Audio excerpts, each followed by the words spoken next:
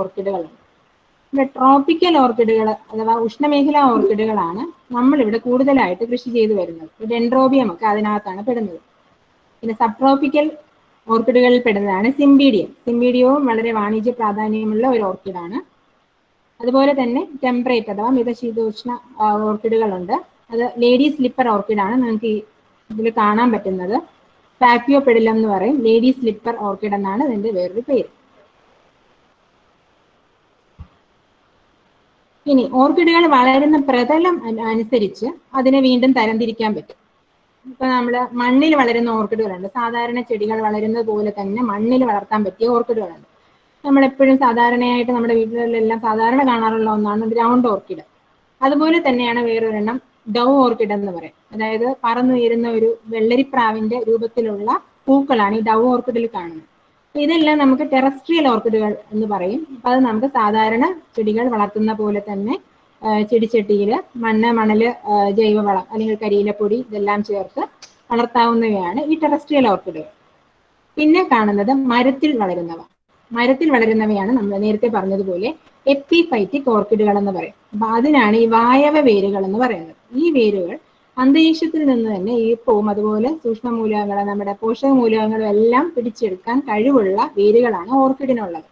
ഈ എപ്പിഫൈറ്റിക് ഓർക്കിഡുകൾ എന്നുള്ളതാണ് ഈ ഗ്രൂപ്പിൽ പെടുന്ന ഓർക്കിഡുകളാണ് നമ്മളിവിടെ കൂടുതലും വാണിജ്യ കൃഷിക്ക് ഉപയോഗിച്ച് വരുന്നത്. പിന്നെ വേറൊരു ടൈപ്പ് ഓർക്കിഡുകളുണ്ട്. അതായത് പാറയുടെ പുറത്ത് പോലും വളരാൻ പറ്റുന്ന ടൈപ്പ് ഓർക്കിഡുകൾ. അങ്ങനെ പല രീതിയിലുള്ള ഓർക്കിഡുകളും ലഭ്യമാണ്. ഇനി വളർച്ചാ രീതി, ഈ ചെടിയുടെ വളർച്ചാ രീതി അനുസരിച്ച് നമുക്ക് ഓർക്കിഡുകളെ തരംതിരിക്കാം. പ്രധാനമായും 2 വളർച്ചാ രീതിയാണ് ഓർക്കിഡുകളിൽ കാണപ്പെടുന്നത്: സിംബോഡിയലും മോണോപോഡിയലും. സിംബോഡിയൽ എന്ന് പറഞ്ഞു കഴിഞ്ഞാൽ ഓർക്കിഡിന്റെ ആ ചെടിയുടെ കാണ്ഡം അത് നമ്മുടെ പ്രതലത്തിന്റെ സമാന്തരമായിട്ട് വളർന്നു വരുന്നു. അതിൽ നിന്നും ഓരോ മുളകളായിട്ട് മുകളിലേക്ക് വരുന്നു. അതായത് പല പല ശിഖരങ്ങൾ മുകളിലേക്ക് അതിൽ നിന്ന് വരുന്നു. അപ്പൊ അതിന്റെ വേരുകൾ താഴെ മാത്രം പറഞ്ഞിട്ട് കുറച്ച് തടിച്ച ഒരു ഭാഗമാണ് പുറത്തു വരുന്നത്. അത് കഴിഞ്ഞിട്ട് അതിനകത്തുനിന്ന് ഇലകൾ വരും. അപ്പൊ ഇതാണ് സിംബോഡിയൽ ഓർക്കിഡുകൾ എന്ന് പറയുന്നത്. ഇതിലൊക്കെയാണ് നമ്മുടെ ഡെൻഡ്രോബിയം പോലെയുള്ള ഓർക്കിഡുകൾ വരുന്നത്. പിന്നെ വേറൊരു വളർച്ചാ രീതി എന്ന് പറയുന്നത് മോണോപോഡിയൽ ഓർക്കിഡുകളാണ്. അത് ഒരു പ്രധാന തണ്ട് കാണും. ആ തണ്ടിന് പ്രത്യേകിച്ച് ശിഖരങ്ങളോ അത് പാർശ്വ മുളകളോ ഒന്നും വരില്ല. ആ ഒരു പ്രധാന തണ്ടിൽ നിന്ന് വായവ വേരുകൾ ഇങ്ങനെ തൂങ്ങിക്കിടക്കും. മുകളിലും താഴെയും എല്ലാം തൂങ്ങിക്കിടക്കും. അതാണ് മോണോപോഡിയൽ ഓർക്കിഡുകൾ. അതിലാണ് നമ്മുടെ അരാക്കിനിസ് പോലെ സ്പൈഡർ ഓർക്കിഡ്, മൊക്കാറ അതുപോലെയുള്ള ഓർക്കിഡുകളൊക്കെ അതിലാണ് വരുന്നത്. ഇനി നമുക്ക് കേരളത്തിൽ വളർത്താൻ അനുയോജ്യമായിട്ടുള്ള ഓർക്കിഡ് ജനസുകളും പ്രധാനപ്പെട്ട ഇനങ്ങളും പരിചയപ്പെടാം. ഒന്നാമതായി ഡെൻഡ്രോബിയം. ഇത് ശരിക്കും പറഞ്ഞു കഴിഞ്ഞാൽ ഒരു ജനപ്രിയ ഓർക്കിഡ് എന്ന് തന്നെ പറയാം. നമുക്ക് എല്ലാവർക്കും പരിചിതമുള്ള ഒരു പൂക്കളാണ് ഇതിന്റെ. ഇതിന് തന്നെ പല നിറഭേദങ്ങളിലും അതുപോലെ ആകൃതിയിലും ഒക്കെ പൂക്കൾ ഉണ്ട്. അപ്പൊ ഏകദേശം 50% തണൽ ഇഷ്ടപ്പെടുന്നവയാണ് ഈ ഡെൻഡ്രോബിയം ചെടികൾ. അപ്പം നേരത്തെ പറഞ്ഞതുപോലെ തന്നെ ആർദ്രത ഓർക്കിഡിന് എപ്പോഴും, അതായത് അന്തരീക്ഷ ഈർപ്പം എപ്പോഴും കൂടി തന്നെ നിൽക്കണം. 80 മുതൽ 85% വരെയും ഡെൻഡ്രോബിയം ഓർക്കിഡിന് ഈർപ്പമാവാം.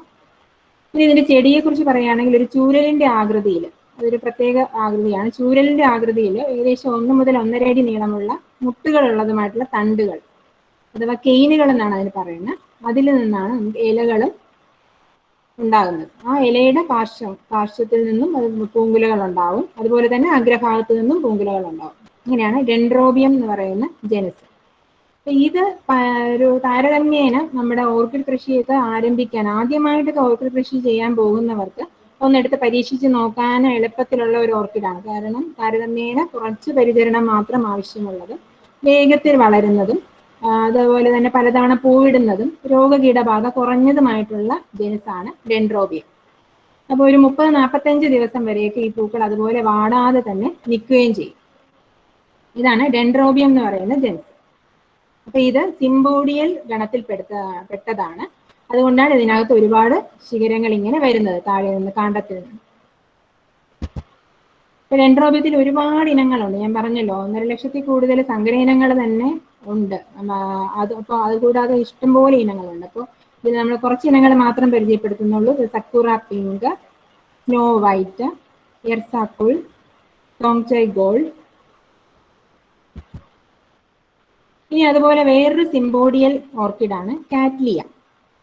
കാറ്റ്ലിയ എന്ന് പറഞ്ഞു കഴിഞ്ഞാൽ ശരിക്കും ഓർക്കിഡുകളിലെ റാണി എന്നാണ് അറിയപ്പെടുന്നത്.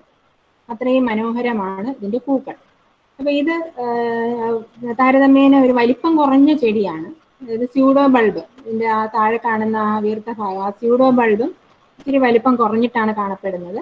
ഇലകൾ കുറച്ച് വലിപ്പമുണ്ട്, പൂക്കൾക്കും വലിപ്പമുണ്ട്.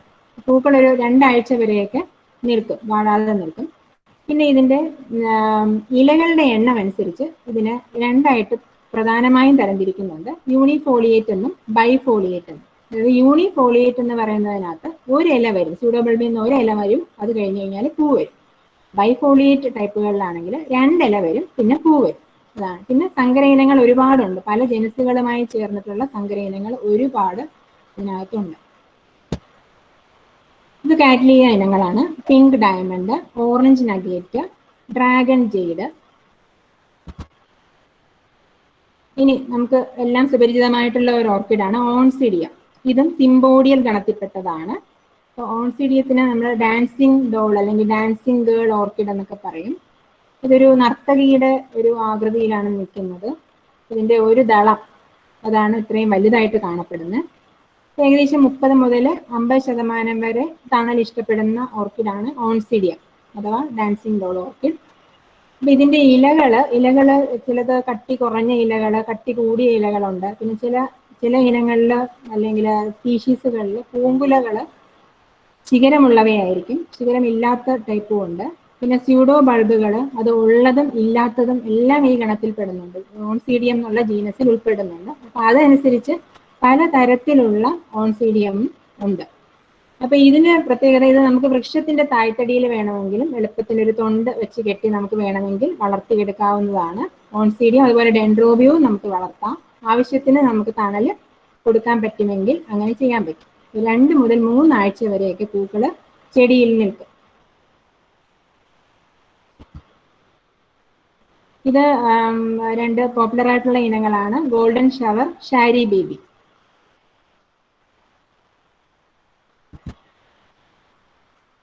അപ്പൊ നമ്മളിപ്പം പറഞ്ഞ 3 സിംബോഡിയൽ ഗണത്തിൽപ്പെട്ട ഓർക്കിഡുകളായിരുന്നു. ഇത് നമുക്ക് മോണോപോഡിയൽ ഇനത്തിൽപ്പെട്ട ഓർക്കിഡാണ് ഫെലനോപ്സിസ്. ഫെലനോപ്സിസിന്റെ വേറൊരു പേരാണ് മോത്ത് ഓർക്കിഡ്. ഈ പേര് വരാൻ കാരണം ഇതിന് നിശാശലഭത്തിന്റെ ആകൃതിയാണ്. ഇതിന്റെ പൂക്കൾക്ക് നിശാശലഭം ചിറക് വിടർത്തിയിരിക്കുന്ന ആകൃതിയാണ് പൂക്കൾക്കുള്ളത്. ഇത് താരതമ്യേന നമ്മുടെ മോണോപോഡിയൽ ഓർക്കിഡുകളിൽ വെച്ച് കൂടുതൽ തണൽ ഇഷ്ടപ്പെടുന്ന ഒരു ജനുസാണ് ഫെലനോപ്സിസ്. അപ്പോൾ 60 മുതൽ 70% വരെ തണല് ഇതിന്റെ കൃഷിക്ക് ആവശ്യമാണ്. അപ്പോൾ താരതമ്യേന ഉയരം കുറഞ്ഞ ചെടികളാണ്. തണ്ട് തീരെ കുറുകിയതായിരിക്കും. സ്യൂഡോ ബൾബ് കാണപ്പെടുന്നില്ല, അത് മോണോപോഡിയലാണ്, അതുകൊണ്ട് തന്നെ സ്യൂഡോ ബൾബ് ഇല്ല. പിന്നെ ഇലകള് താരതമ്യേന വീതിയുള്ളതാണ്. പൂക്കള് പല വലിപ്പത്തിൽ കാണപ്പെടുന്നുണ്ട്, അതനുസരിച്ച് പല തരത്തിലുള്ള ഫെലനോപ്സിസുകൾ ഉണ്ട്. 2 തവണ പൂവിടുന്നു.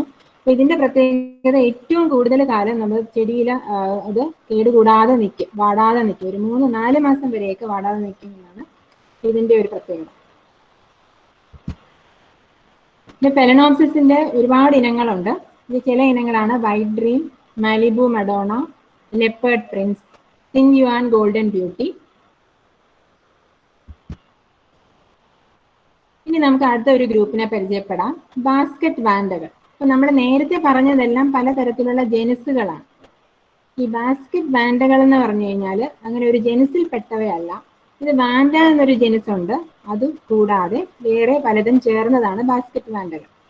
അപ്പൊ ഇതൊരു 50% തണൽ ഇഷ്ടപ്പെടുന്ന ഒരു ഇനത്തിൽപ്പെട്ടതാണ്, ഒരു ടൈപ്പാണ്. അപ്പൊ ഇതിന്റെ പ്രത്യേകത എന്ന് വെച്ച് കഴിഞ്ഞാൽ നമുക്ക് ഇതുപോലുള്ള തടി ബാസ്ക്കറ്റുകളിൽ തൂക്കിയിട്ട് വളർത്താൻ പറ്റും. അപ്പൊ ഇത് കൂടുതൽ വായുസഞ്ചാരം വേണ്ടുന്ന തരത്തിലുള്ള ഓർക്കിഡുകളാണ്. ഇതിന്റെ വേര് കണ്ടു കഴിഞ്ഞാൽ ഇടതൂർന്ന മുടിനാരുകൾ പോലെയാണ് ഇതിന്റെ വേരുകൾ കാണുന്നത്. പൂക്കള് വലുതായിരിക്കും, പല വർണ്ണത്തിലും ആകൃതിയിലും ഒക്കെ പൂക്കളുണ്ട്. ഇലകൾ കൃത്യമായിട്ട് 2 പാളികളായിട്ട് കാണപ്പെടും. ഇതിനകത്ത് പ്രധാനമായിട്ടും 3 ഗ്രൂപ്പിൽപ്പെട്ട ബാസ്ക്കറ്റ് വാൻഡകളാണ്. Strap leaf vanda, ascocenda, vascostylis. Strap leaf vanda എന്ന് പറയുന്നത് നമ്മുടെ വാൻഡയുടെ ശുദ്ധജനസിൽപ്പെട്ടതാണ്. മറ്റേത് രണ്ടും സങ്കര ഇനങ്ങളാണ്. സ്ട്രാപ്പ് ലീഫ് വാൻഡയ്ക്ക് പൂക്കൾ ഒരു കറക്റ്റ് ക്രമമായിട്ടൊന്നുമല്ല അത് അറേഞ്ച് ചെയ്തിരിക്കുന്നത്. വാസ്കോ സ്റ്റൈലിസിനാണെങ്കിൽ പൂക്കളുടെ സൈസ് കുറവായിരിക്കും.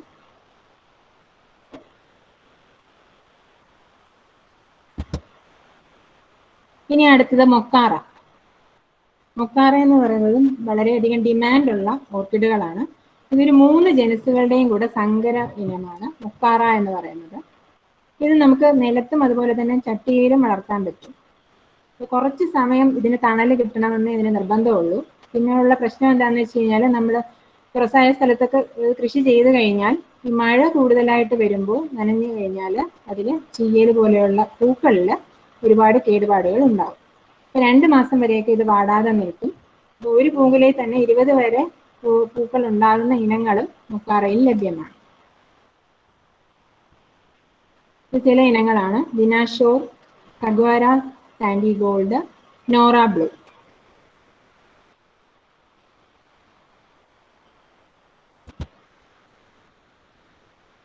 സ്പൈഡർ ഓർക്കിഡുകൾ ചിലന്തിയുടെ ആകൃതിയിൽ കാണപ്പെടുന്ന പൂക്കളാണ് ഇതിനുള്ളത്.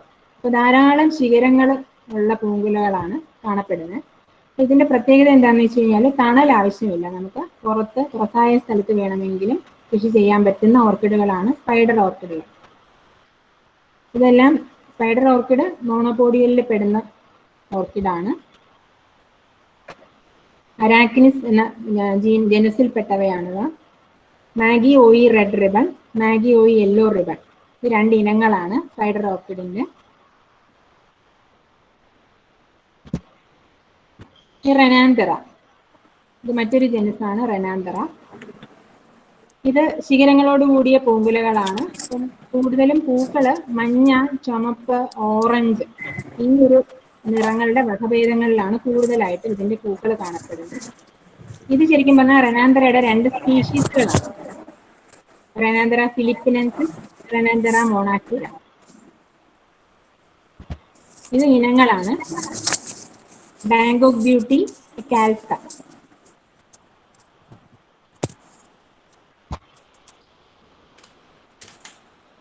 അരാന്തറ, ഇത് സങ്കര ഇനങ്ങളാണ്. അതായത് നമ്മുടെ സ്പൈഡർ ഓർക്കിഡുകളും റെനാന്തറയും കൂടിയുള്ള സങ്കരമാണ്.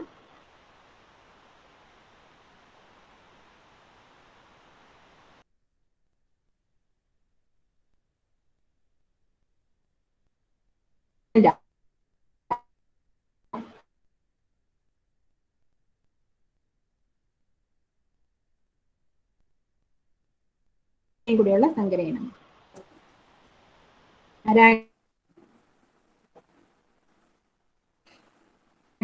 സ്പൈഡർ ഓർക്കിഡും വാൻഡയും കൂടിയുള്ള സങ്കര ഇനം. അപ്പൊ ഇത്രയും നമ്മൾ കണ്ടത് പലതരത്തിലുള്ള ഓർക്കിഡുകൾ, അതിന്റെ തരംതിരിക്കല്, അതിനെ എങ്ങനെ തിരിച്ചറിയാം, അതിന്റെ കാലാവസ്ഥ റിക്വയർമെന്റ്, അതിനെ കുറിച്ചൊക്കെയാണ്. അപ്പൊ ഇനി നമുക്ക് അതിന്റെ പ്രജനന രീതികൾ എന്നുള്ളതിനെ കുറിച്ച് നോക്കാം. ഇപ്പൊ വിത്ത്, നമ്മൾ സാധാരണ ചെടികൾക്ക് വിത്ത് ഉപയോഗിച്ച് പ്രജനനം നടത്താറുണ്ട്.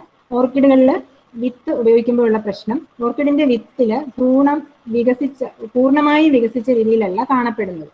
അപ്പൊ അതുകൊണ്ട് തന്നെ നമ്മൾ കൃത്രിമമായ മാധ്യമത്തിൽ ഒരു അണുവിമുക്തമായ അന്തരീക്ഷത്തിൽ അത് വളർത്തിയെടുത്തെങ്കിൽ മാത്രം പറ്റത്തുള്ളൂ. അപ്പൊ നമ്മൾ വിത്ത് കൂടുതലായും ഉപയോഗിക്കുന്നത് സങ്കര ഇനങ്ങൾ ഉത്പാദിപ്പിക്കുമ്പോൾ മാത്രമാണ്. എംബ്രിയോ കൾച്ചർ പോലെയുള്ള മെത്തേഡുകളാണ് ഇതിന് ഉപയോഗിക്കുന്നത്. പിന്നെ നമുക്ക് വാണിജ്യ കൃഷിക്കായിട്ട് ടിഷ്യൂ കൾച്ചർ തൈകൾ ഓർക്കിഡിൽ ലഭ്യമാണ്. അപ്പൊ അത് പല രീതിയിൽ ഉണ്ടാക്കുന്നുണ്ട്.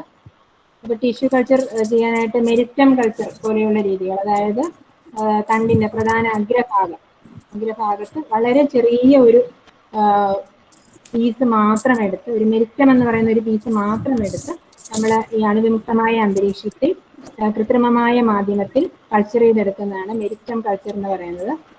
അപ്പൊ അതിന്റെ പ്രത്യേകത എന്ന് വെച്ച് കഴിഞ്ഞാൽ വൈറസ് പോലെയുള്ള രോഗങ്ങൾ ഉണ്ടാവില്ല. പിന്നെ അത് കൂടാതെ ഇലകള്, പൂങ്കുലകള് എല്ലാം തന്നെ ഇതിന്റെ ടിഷ്യൂ കൾച്ചറിന് ഇതിന്റെ എല്ലാം പീസുകൾ ഉപയോഗിച്ച് ടിഷ്യൂ കൾച്ചർ ചെയ്യാറുണ്ട്. അപ്പം വിത്ത് ടിഷ്യൂ കൾച്ചർ തുടങ്ങിയ മാർഗങ്ങളല്ലാതെ വേറൊരു മാർഗം തണ്ട് മുറിച്ച് നടിയിൽ. ഇത് പ്രധാനമായിട്ടും നമ്മൾ ചെയ്യുന്നത് മോണോപോഡിയൽ ഓർക്കിഡുകളിലാണ്. നേരത്തെ പറഞ്ഞതുപോലെ ഒരു പ്രധാന തണ്ട് മുകളിലേക്ക് വളരുന്നു, വേറെ ശിഖരങ്ങളൊന്നുമില്ല. അപ്പൊ അങ്ങനെയുള്ള ഓർക്കിഡുകളിലാണ് നമ്മൾ, അതായത് നമ്മുടെ സ്പൈഡർ ഓർക്കിഡ്, മൊക്കാറ അതുപോലെയുള്ള ഓർക്കിഡുകളിൽ നമുക്ക് തണ്ട് മുറിച്ച് നടിയിൽ ചെയ്യാം. അപ്പൊ ഇതിന് വേണ്ടിയിട്ട് അഗ്രഭാഗത്ത് നിന്ന് ഒരു 40 മുതൽ 50 സെന്റിമീറ്റർ വരെ നീളമുള്ള തണ്ട്, അതായത് 1 2 വേരുകൾ, വായവ വേരുകൾ ഉൾപ്പെടെ നമ്മൾ മുറിച്ചെടുത്ത് വേണം നടാനായിട്ട് ഉപയോഗിക്കേണ്ടത്. ഇനി മറ്റൊരു മാർഗം വിഭജനം. അപ്പോൾ ഒരു ചെടിച്ചട്ടിയിൽ നമ്മൾ ഓർക്കിഡ് നട്ടു കഴിഞ്ഞാൽ അതിനകത്ത് തന്നെ ഒരുപാട് കുഞ്ഞു കുഞ്ഞു തൈകൾ ഉണ്ടായി വരുന്നു. ആ പാർശ്വമുളകൾ വലുതായി അപ്പൊ അതിനെ നമുക്ക് വിഭജിച്ച് പുതിയ ചെടികളാക്കാം. അപ്പൊ അത് കൂടുതലും നമുക്ക് ചെയ്യാൻ പറ്റുന്നത് സിംബോഡിയൽ ഇനത്തിൽപ്പെട്ട ഓർക്കിഡുകളിലാണ്. അപ്പൊ ആ സിംബോഡിയൽ ഓർക്കിഡുകളിൽ 2 3 നേരത്തെ പറഞ്ഞ സ്യൂഡോ ബൾബ് ഉൾപ്പെടെ 2 3 സ്യൂഡോ ബൾബുകളും വേരുകളും ഉൾപ്പെടെയാണ് നമ്മൾ വിഭജിച്ച് നടാനായിട്ട് ഉപയോഗിക്കുന്നത്. ഇനി മറ്റൊരു രീതിയാണ് കേക്കുകൾ. ചില ഓർക്കിഡുകൾ, ഇത് മോണോപോഡിയലുകളിൽ അധികം കാണാറില്ല. മോണോപോഡിയലിൽ ഫെലനോപ്സിസിൽ കാണാറുണ്ട്, അതുപോലെ തന്നെ നമ്മുടെ ഡെൻഡ്രോബിയം അതിലൊക്കെ കാണാറുണ്ട്. അതായത് കുഞ്ഞു ചെടികൾ, ചെടി ചിലപ്പോൾ പൂത്ത് കഴിഞ്ഞിട്ടൊക്കെ ആണെങ്കിലും ചെറിയ ചെടികൾ, അതായത് വേരോട് കൂടി ഇങ്ങനെ നമുക്ക് കാണാൻ പറ്റും. അപ്പൊ അതിന് നമ്മൾ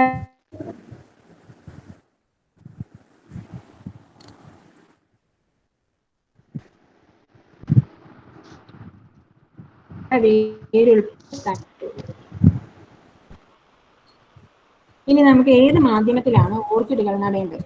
നമ്മൾ സാധാരണ ചെടികൾ നടുമ്പോൾ നമ്മൾ ഉപയോഗിക്കുന്നത് മണ്ണ് നമുക്ക് ഒഴിച്ചുകൂടാനാവാത്ത മാധ്യമമാണ്. പക്ഷെ ഓർക്കിഡുകളെ സംബന്ധിച്ചിടത്തോളം അതിന്റെ വേരുകൾ വായവ വേരുകളായതുകൊണ്ട് നമുക്ക് മണ്ണിന്റെ ആവശ്യമില്ല. അപ്പൊ നമുക്ക് ഉപയോഗിക്കുന്ന മാധ്യമത്തിൽ പ്രത്യേകം ശ്രദ്ധിക്കേണ്ടുന്നത് വായുസഞ്ചാരം ഉറപ്പാക്കണം, ഈർപ്പം വേണം, പിന്നെ അതുപോലെ തന്നെ ചെടിയെ പിടിച്ചു നിർത്താനുള്ള കഴിവ് വേണം. ഇത്രയും ഗുണങ്ങളുള്ള മാധ്യമം നമ്മൾ തിരഞ്ഞെടുക്കണം. അപ്പം പ്രധാനമായും നമ്മൾ ഉപയോഗിച്ച് വരുന്നത് നമ്മുടെ ഉണങ്ങിയ തൊണ്ടിൻ കഷ്ണങ്ങൾ, കരിക്കഷ്ണം, അത് മരക്കരിയാണ് ഏറ്റവും നല്ലത്. പിന്നെ ഓടിൻ കഷ്ണങ്ങൾ അല്ലെങ്കിൽ ഇഷ്ടിക കഷ്ണങ്ങൾ, ഇതെല്ലാം നമുക്ക് ഇതിന്റെ അനുപാതം നമുക്ക് തന്നെ നിശ്ചയിക്കാം, നമ്മുടെ കാലാവസ്ഥയ്ക്കും നമ്മുടെ സാഹചര്യങ്ങൾക്കും അനുസരിച്ച്. ഇപ്പൊ കൂടുതൽ ഈർപ്പവും എല്ലാം നിലനിർത്തണമെന്നുണ്ടെങ്കിൽ നമുക്ക് തൊണ്ട് കൂടുതലായിട്ട് ഉപയോഗിക്കാൻ പറ്റും. ആ രീതിയിൽ നമുക്ക് തീരുമാനമെടുക്കാം. ഞാൻ നേരത്തെ സൂചിപ്പിച്ചിരുന്നു, അതായത് മരങ്ങളുടെ തടിയിൽ വേണമെങ്കിലും നമുക്ക് ഓർക്കിഡുകൾ, ഡെൻഡ്രോബിയം അതുപോലെ തന്നെ ഓർക്കിഡിയം പോലെയുള്ള ഓർക്കിഡുകൾ നമുക്ക് വളർത്താം.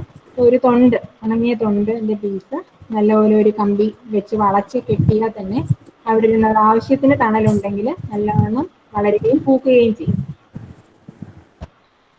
അല്ലാതെ നമുക്ക് ഓർക്കിഡ് ചട്ടികളിൽ വളർത്താം. അതായത് സിംബോഡിയൽ ഓർക്കിഡുകളാണ് കൂടുതലും നമ്മൾ ചട്ടികളിൽ വളർത്തുന്നത്. സിംബോഡിയൽ ഓർക്കിഡ്, അതുപോലെ തന്നെ നമ്മുടെ മോണോപോഡിയലിൽ ഞാൻ പറഞ്ഞ ഫെലനോപ്സിസ് തീരെ വലിപ്പം കുറഞ്ഞ മോണോപോഡിയൽ ഓർക്കിഡാണെന്ന് പറഞ്ഞു. അപ്പോൾ ഫെലനോപ്സിസ് പോലുള്ള ഓർക്കിഡും അതുപോലെ സിംബോഡിയൽ ഓർക്കിഡുകളെ നമുക്ക് ചട്ടിയിൽ വളർത്താം. ഇപ്പൊ സാധാരണ ചെടിച്ചട്ടിയെ അപേക്ഷിച്ച് ഓർക്കിഡ് വളർത്തുന്ന ചെടിച്ചട്ടികൾക്ക് ഒരുപാട് ദ്വാരങ്ങൾ വേണം. അത് കാരണം അതിന് വായുസഞ്ചാരം കൂടുതൽ വേണം. അപ്പൊ താഴെയുള്ള ദ്വാരങ്ങൾ കൂടാതെ വശങ്ങളിലും ദ്വാരങ്ങൾ ഉണ്ടായിരിക്കണം. 10 മുതൽ 20 സെന്റിമീറ്റർ വരെ വ്യാസമുള്ള ചട്ടികളാണ് സാധാരണയായിട്ട് നമ്മുടെ ഓർക്കിഡ് നടാനായിട്ട് ഉപയോഗിക്കുന്നത്. ഇപ്പൊ മൺചട്ടികളാവാം, അല്ലെങ്കിൽ പ്ലാസ്റ്റിക് ചട്ടികളാവാം, അല്ലെങ്കിൽ കമ്പി വല കൊണ്ടുണ്ടാക്കിയ കൂടകൾ പോലെ ആവാം, അല്ലെങ്കിൽ നേരത്തെ പറഞ്ഞ വാൻഡ അതുപോലെ കാറ്റ്ലിയ തുടങ്ങിയവയൊക്കെ നമുക്ക് ഇതുപോലെ തടി ബാസ്ക്കറ്റുകളിൽ വളർത്താം, തൂക്കിയിട്ട് വളർത്താം. ഇപ്പൊ ചെടിച്ചട്ടികളിൽ ഇങ്ങനെ മുകളിലേക്ക് നമുക്ക് തൂക്കിയിട്ട് വളർത്താം. തൂക്കിയിട്ട് വളർത്തു കഴിഞ്ഞാൽ വേറൊരു ഗുണമെന്ന് വെച്ച് കഴിഞ്ഞാൽ വായുസഞ്ചാരം കൂടുതലായിരിക്കും. അപ്പൊ അല്ല എന്നുണ്ടെങ്കിൽ ഉയർത്തിയെടുത്ത ഇതുപോലെ ബെഞ്ചുകളിൽ നമുക്ക് ഉണങ്ങിയ തൊണ്ട് നിരത്തി വെച്ച് അതിൽ നടാം, അല്ലെങ്കിൽ ഇതുപോലെ ചട്ടികളിൽ നിരത്തി വെക്കാം.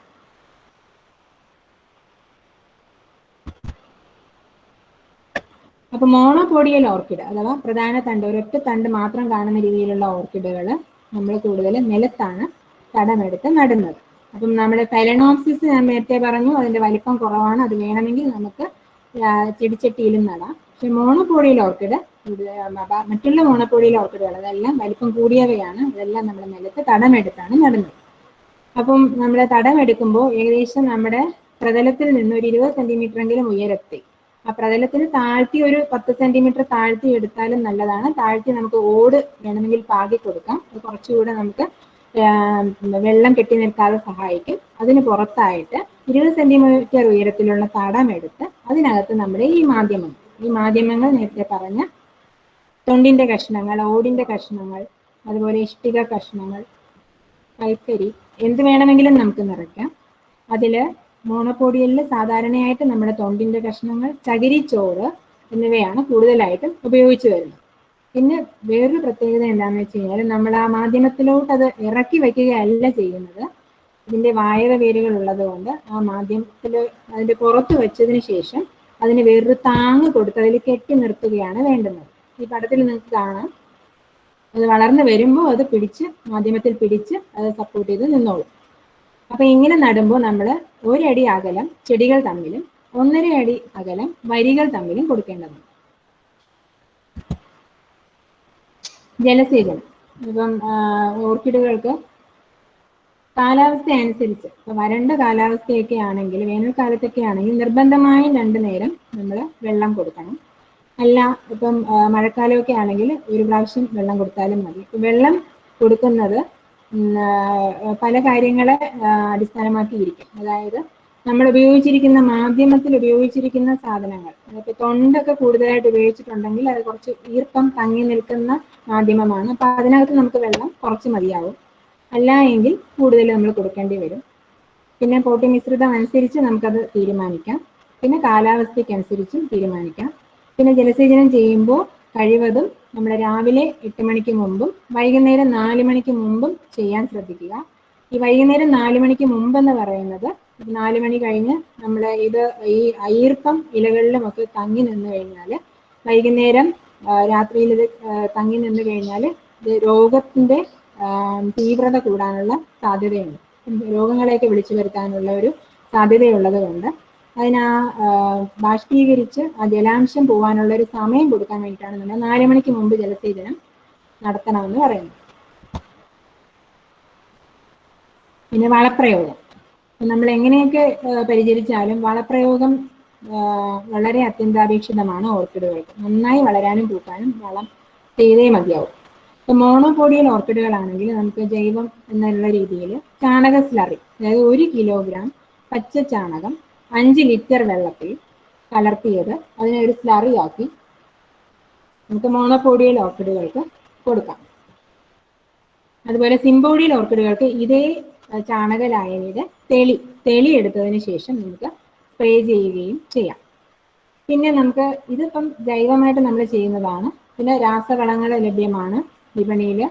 അപ്പോൾ നമ്മൾ ഏറ്റവും ശ്രദ്ധിക്കേണ്ടുന്ന കാര്യം എന്താണെന്ന് വെച്ച് കഴിഞ്ഞാൽ, നമ്മൾ കിട്ടുന്ന ഏത് രാസവളവും നമുക്ക് ഒരുപോലെ ഉപയോഗിക്കാൻ പറ്റില്ല. അതിൻ്റെ വളർച്ചയുടെ ഘട്ടം നോക്കി വേണം നമ്മൾ വളപ്രയോഗം നടത്താനായിട്ട്. വളർന്നു വരുന്ന ഘട്ടത്തിൽ ഓർക്കിഡുകൾക്ക് കൂടുതൽ ആവശ്യം നൈട്രജൻ വളങ്ങളാണ്. അതുകൊണ്ട് തന്നെ 3:1:1 എന്ന അനുപാതത്തിൽ NPK അടങ്ങിയിട്ടുള്ള വളങ്ങൾ, അതാണ് വളർച്ചാ ഘട്ടത്തിൽ ഓർക്കിഡുകൾക്ക് കൊടുക്കേണ്ടത്. ഇപ്പം 30-10-10 എന്നൊക്കെ പറഞ്ഞ് നമുക്ക് വളത്തിന്റെ മിശ്രിതങ്ങൾ വാങ്ങിക്കാൻ കിട്ടും. അതും വെള്ളത്തിൽ അലിയുന്ന തരത്തിലുള്ള മിശ്രിതങ്ങൾ, അതാണ് നമ്മൾ കൊടുക്കുന്നത്. പിന്നെ പൂവിടുന്ന സമയത്താണെങ്കിൽ നമുക്ക് പൊട്ടാഷ്യം ഫോസ്ഫറസും ഒക്കെ കൂടുതൽ വേണം. അപ്പൊ നമ്മൾ 1:2:2 എന്നുള്ള അനുപാതത്തിലുള്ള വളക്കൂട്ടുകൾ അത് കൊടുക്കാറുണ്ട്. 13, 27, 27 പോലെയുള്ള വളക്കൂട്ടുകൾ ലഭ്യമാണ്. അപ്പൊ ഇതുപോലെയുള്ള വളക്കൂട്ടുകൾ ഏകദേശം ഒരു 2 മുതൽ 3 ഗ്രാം 1 ലിറ്റർ വെള്ളത്തിൽ കലർത്തിയിട്ട് ആഴ്ചയിൽ 2 പ്രാവശ്യമാണ് ഇതിന് കൊടുക്കേണ്ടത്. അപ്പം വളപ്രയോഗം നടത്തുമ്പോൾ വിളവെടുപ്പിന് ഒരു 2 ദിവസം അല്ലെങ്കിൽ 3 ദിവസം മുമ്പെങ്കിലും നമ്മൾ വളപ്രയോഗം നിർത്തണം. അതിനുശേഷം വളപ്രയോഗം നിർത്തരുത്. പിന്നെ വിളവെടുത്ത് കഴിഞ്ഞതിന് ശേഷം മാത്രമേ നമ്മൾ വളപ്രയോഗം ചെയ്യാവൂ. ഇപ്പോൾ ഓർക്കിഡുകളിൽ നമ്മൾ സാധാരണ കാണപ്പെടുന്ന കുറച്ച് രോഗങ്ങൾ, ഇത് കുമിള് മൂലം ഉണ്ടാകുന്ന ചീയൽ രോഗങ്ങളാണ്. അപ്പം ബ്ലാക്ക് റോട്ട് എന്ന് പറയും, കറുത്ത ചീയൽ. അതുപോലെ ഇലപ്പൊട്ട് രോഗമുണ്ട്. പിന്നെ മണ്ട ചീയൽ അഥവാ കൂമ്പ് ചീയൽ എന്ന് പറയും. പിന്നെ ഫ്യൂസേറിയൽ വാട്ട, ഇതെല്ലാം ഓർക്കിഡുകളിൽ സാധാരണയായി കണ്ടുവരുന്നതാണ്. ഇതിൻ്റെ എല്ലാം ശ്രദ്ധിക്കേണ്ടുന്ന കാര്യം, നമ്മൾ കൃത്യമായിട്ട് ജലസേചനത്തിലും മറ്റ് നമ്മുടെ കൃഷിയിടം വൃത്തിയായി സൂക്ഷിക്കുന്നതിലും എല്ലാം ശ്രദ്ധിക്കേണ്ടുന്നതുണ്ട്. അപ്പം നമ്മൾ പൂവ് വിളവെടുക്കുന്ന സമയത്ത് നമ്മൾ ഉപയോഗിക്കുന്ന ഉപകരണങ്ങളെല്ലാം തന്നെ കുമിൾനാശിനിയിൽ മുക്കി ഉപയോഗിക്കേണ്ടതുണ്ട്. പിന്നെ ഇതിൻ്റെ ലക്ഷണങ്ങൾ തുടക്കത്തിൽ തന്നെ കണ്ടു തുടങ്ങുമ്പോൾ തന്നെ നമുക്ക് ഏതെങ്കിലും ഒരു കുമിൾനാശിനി, ഇപ്പം മാംഗോസെബോ അല്ലെങ്കിൽ ബാരിസ്റ്റിൻ പോലെയുള്ള കുമിൾനാശിനികൾ ഉപയോഗിച്ച് നമുക്കിതിനെ നിയന്ത്രിക്കാവുന്നതാണ്. ഇത് വൈറസ് രോഗത്തിന്റെ ലക്ഷണങ്ങളാണ്. പലതരത്തിലുള്ള ഒരുപാട് തരത്തിലുള്ള വൈറസുകൾ ഓർക്കിഡുകളെ ആക്രമിക്കുന്നുണ്ട്. പൂക്കളിലും കാണപ്പെടുന്നുണ്ട്. അതിൻ്റെ പൂക്കളുടെ നിറം മാറി ഒരു പ്രത്യേക തരത്തിലുള്ള വരകൾ അതിൽ രൂപപ്പെട്ടിട്ടുണ്ട്. അതുപോലെ ഇലകളിൽ ഇതുപോലെയുള്ള റിങ്ങുകളും എല്ലാം കാണുന്നുണ്ട്. നിറവ്യത്യാസമൊക്കെ കാണപ്പെടും. ഇതെല്ലാം വൈറസ് രോഗങ്ങളുടെ ലക്ഷണങ്ങളാണ്. അപ്പോൾ വൈറസ് രോഗങ്ങൾക്ക് നമുക്ക് എല്ലാവർക്കും അറിയാവുന്നത് പോലെ തന്നെ നമ്മളിപ്പോൾ അനുഭവിച്ചു വരുന്ന ഒരു പ്രശ്നം പോലെ തന്നെയാണ് ഇപ്പോൾ ചെടികളിൽ നമുക്ക് നിയന്ത്രണ മാർഗങ്ങൾ ഇല്ല. അപ്പം നമ്മൾ അതിനെ വരാതിരിക്കാൻ ശ്രദ്ധിക്കുക. വന്നു കഴിഞ്ഞാൽ വരാതിരിക്കാൻ എന്ന് പറഞ്ഞാൽ ഇതെല്ലാം പരത്തുന്നത് മിക്കതും കീടങ്ങളായിരിക്കും. പിന്നെ വന്നു കഴിഞ്ഞാൽ നമുക്ക് ഒരു ചെടിയിൽ ഇത് കാണുമ്പോൾ തന്നെ ആ ചെടിയെ നമ്മൾ അവിടെ നിന്ന് മാറ്റി നശിപ്പിക്കേണ്ടതുണ്ട്. പിന്നെ കീടങ്ങൾ, ഇപ്പൊ പ്രധാനമായിട്ടും നീരൂറ്റി കുടിക്കുന്ന കീടങ്ങൾ എന്ന് പറഞ്ഞാൽ മീലിമൂട്ട, മണ്ടരി, പിന്നെ സ്കെയിൽ അഥവാ ശൽക്ക കീടങ്ങൾ, ഇതൊക്കെയാണ് നമ്മുടെ ഓർക്കിഡുകളെ പ്രധാനമായിട്ടും ബാധിക്കുന്നത്. അതിനെല്ലാം നമുക്ക് നിയന്ത്രിക്കാനായിട്ട് വേപ്പിൻ്റെ കീടനാശിനികൾ ഉപയോഗിക്കാം തുടക്കത്തിൽ. അതിലൊന്നും നമുക്ക് നിയന്ത്രിക്കാൻ പറ്റുന്നില്ല എങ്കിൽ തയോമെതോക്സാം എന്ന് പറയുന്നത് 2 ഗ്രാം 1 ലിറ്റർ വെള്ളത്തിൽ കലർത്തിയിട്ട് തളിക്കാവുന്നതാണ്. വിളവെടുപ്പ്, ഓർക്കിഡിന്റെ വിളവെടുപ്പ് ഇപ്പോൾ ഓരോ ജനുസിലും വ്യത്യാസപ്പെട്ടിരിക്കും. എന്നാലും പൊതുവെ പറയുമ്പോൾ 1 or 2 മൊട്ടുകൾ വിരിയാൻ ശേഷിക്കുമ്പോൾ നമ്മൾ വിളവെടുക്കണമെന്നാണ് പറയപ്പെടുന്നത്. അതായത് ഒന്നുകിൽ അതിരാവിലെയോ അല്ലെങ്കിൽ വൈകുന്നേരമോ ആ വെയിലിന്റെ തീവ്രതയൊന്ന് മാറിയതിന് ശേഷമാണ് വിളവെടുക്കേണ്ടത്. അപ്പം നമുക്ക് ഒരു ചെടിയിൽ നിന്ന് ഒരു ശരാശരി ഒരു 6 or 7 പൂക്കൾ കിട്ടും. 5 ദിവസം മുതൽ 6 ആഴ്ച വരെയൊക്കെ പൂപ്പാത്രത്തിൽ വാടാതെ നിൽക്കുന്ന തരത്തിലുള്ള ഓർക്കിഡുകൾ ലഭ്യമാണ്. ഇതെന്ന് വെച്ചാൽ നമ്മുടെ ഓർക്കിഡിന്റെ തണ്ടിന്റെ നീളം, അതുപോലെ ആ വിരിഞ്ഞ പൂക്കളുടെ എണ്ണം, അതനുസരിച്ചാണ് ഓർക്കിഡ് പൂക്കൾ ഗ്രേഡ് ചെയ്യുന്നത്. അപ്പൊ ഇതാണ് ഒരു ഗ്രേഡിംഗ് എന്ന് പറഞ്ഞാൽ small, medium, large, extra large എന്ന് പറയും.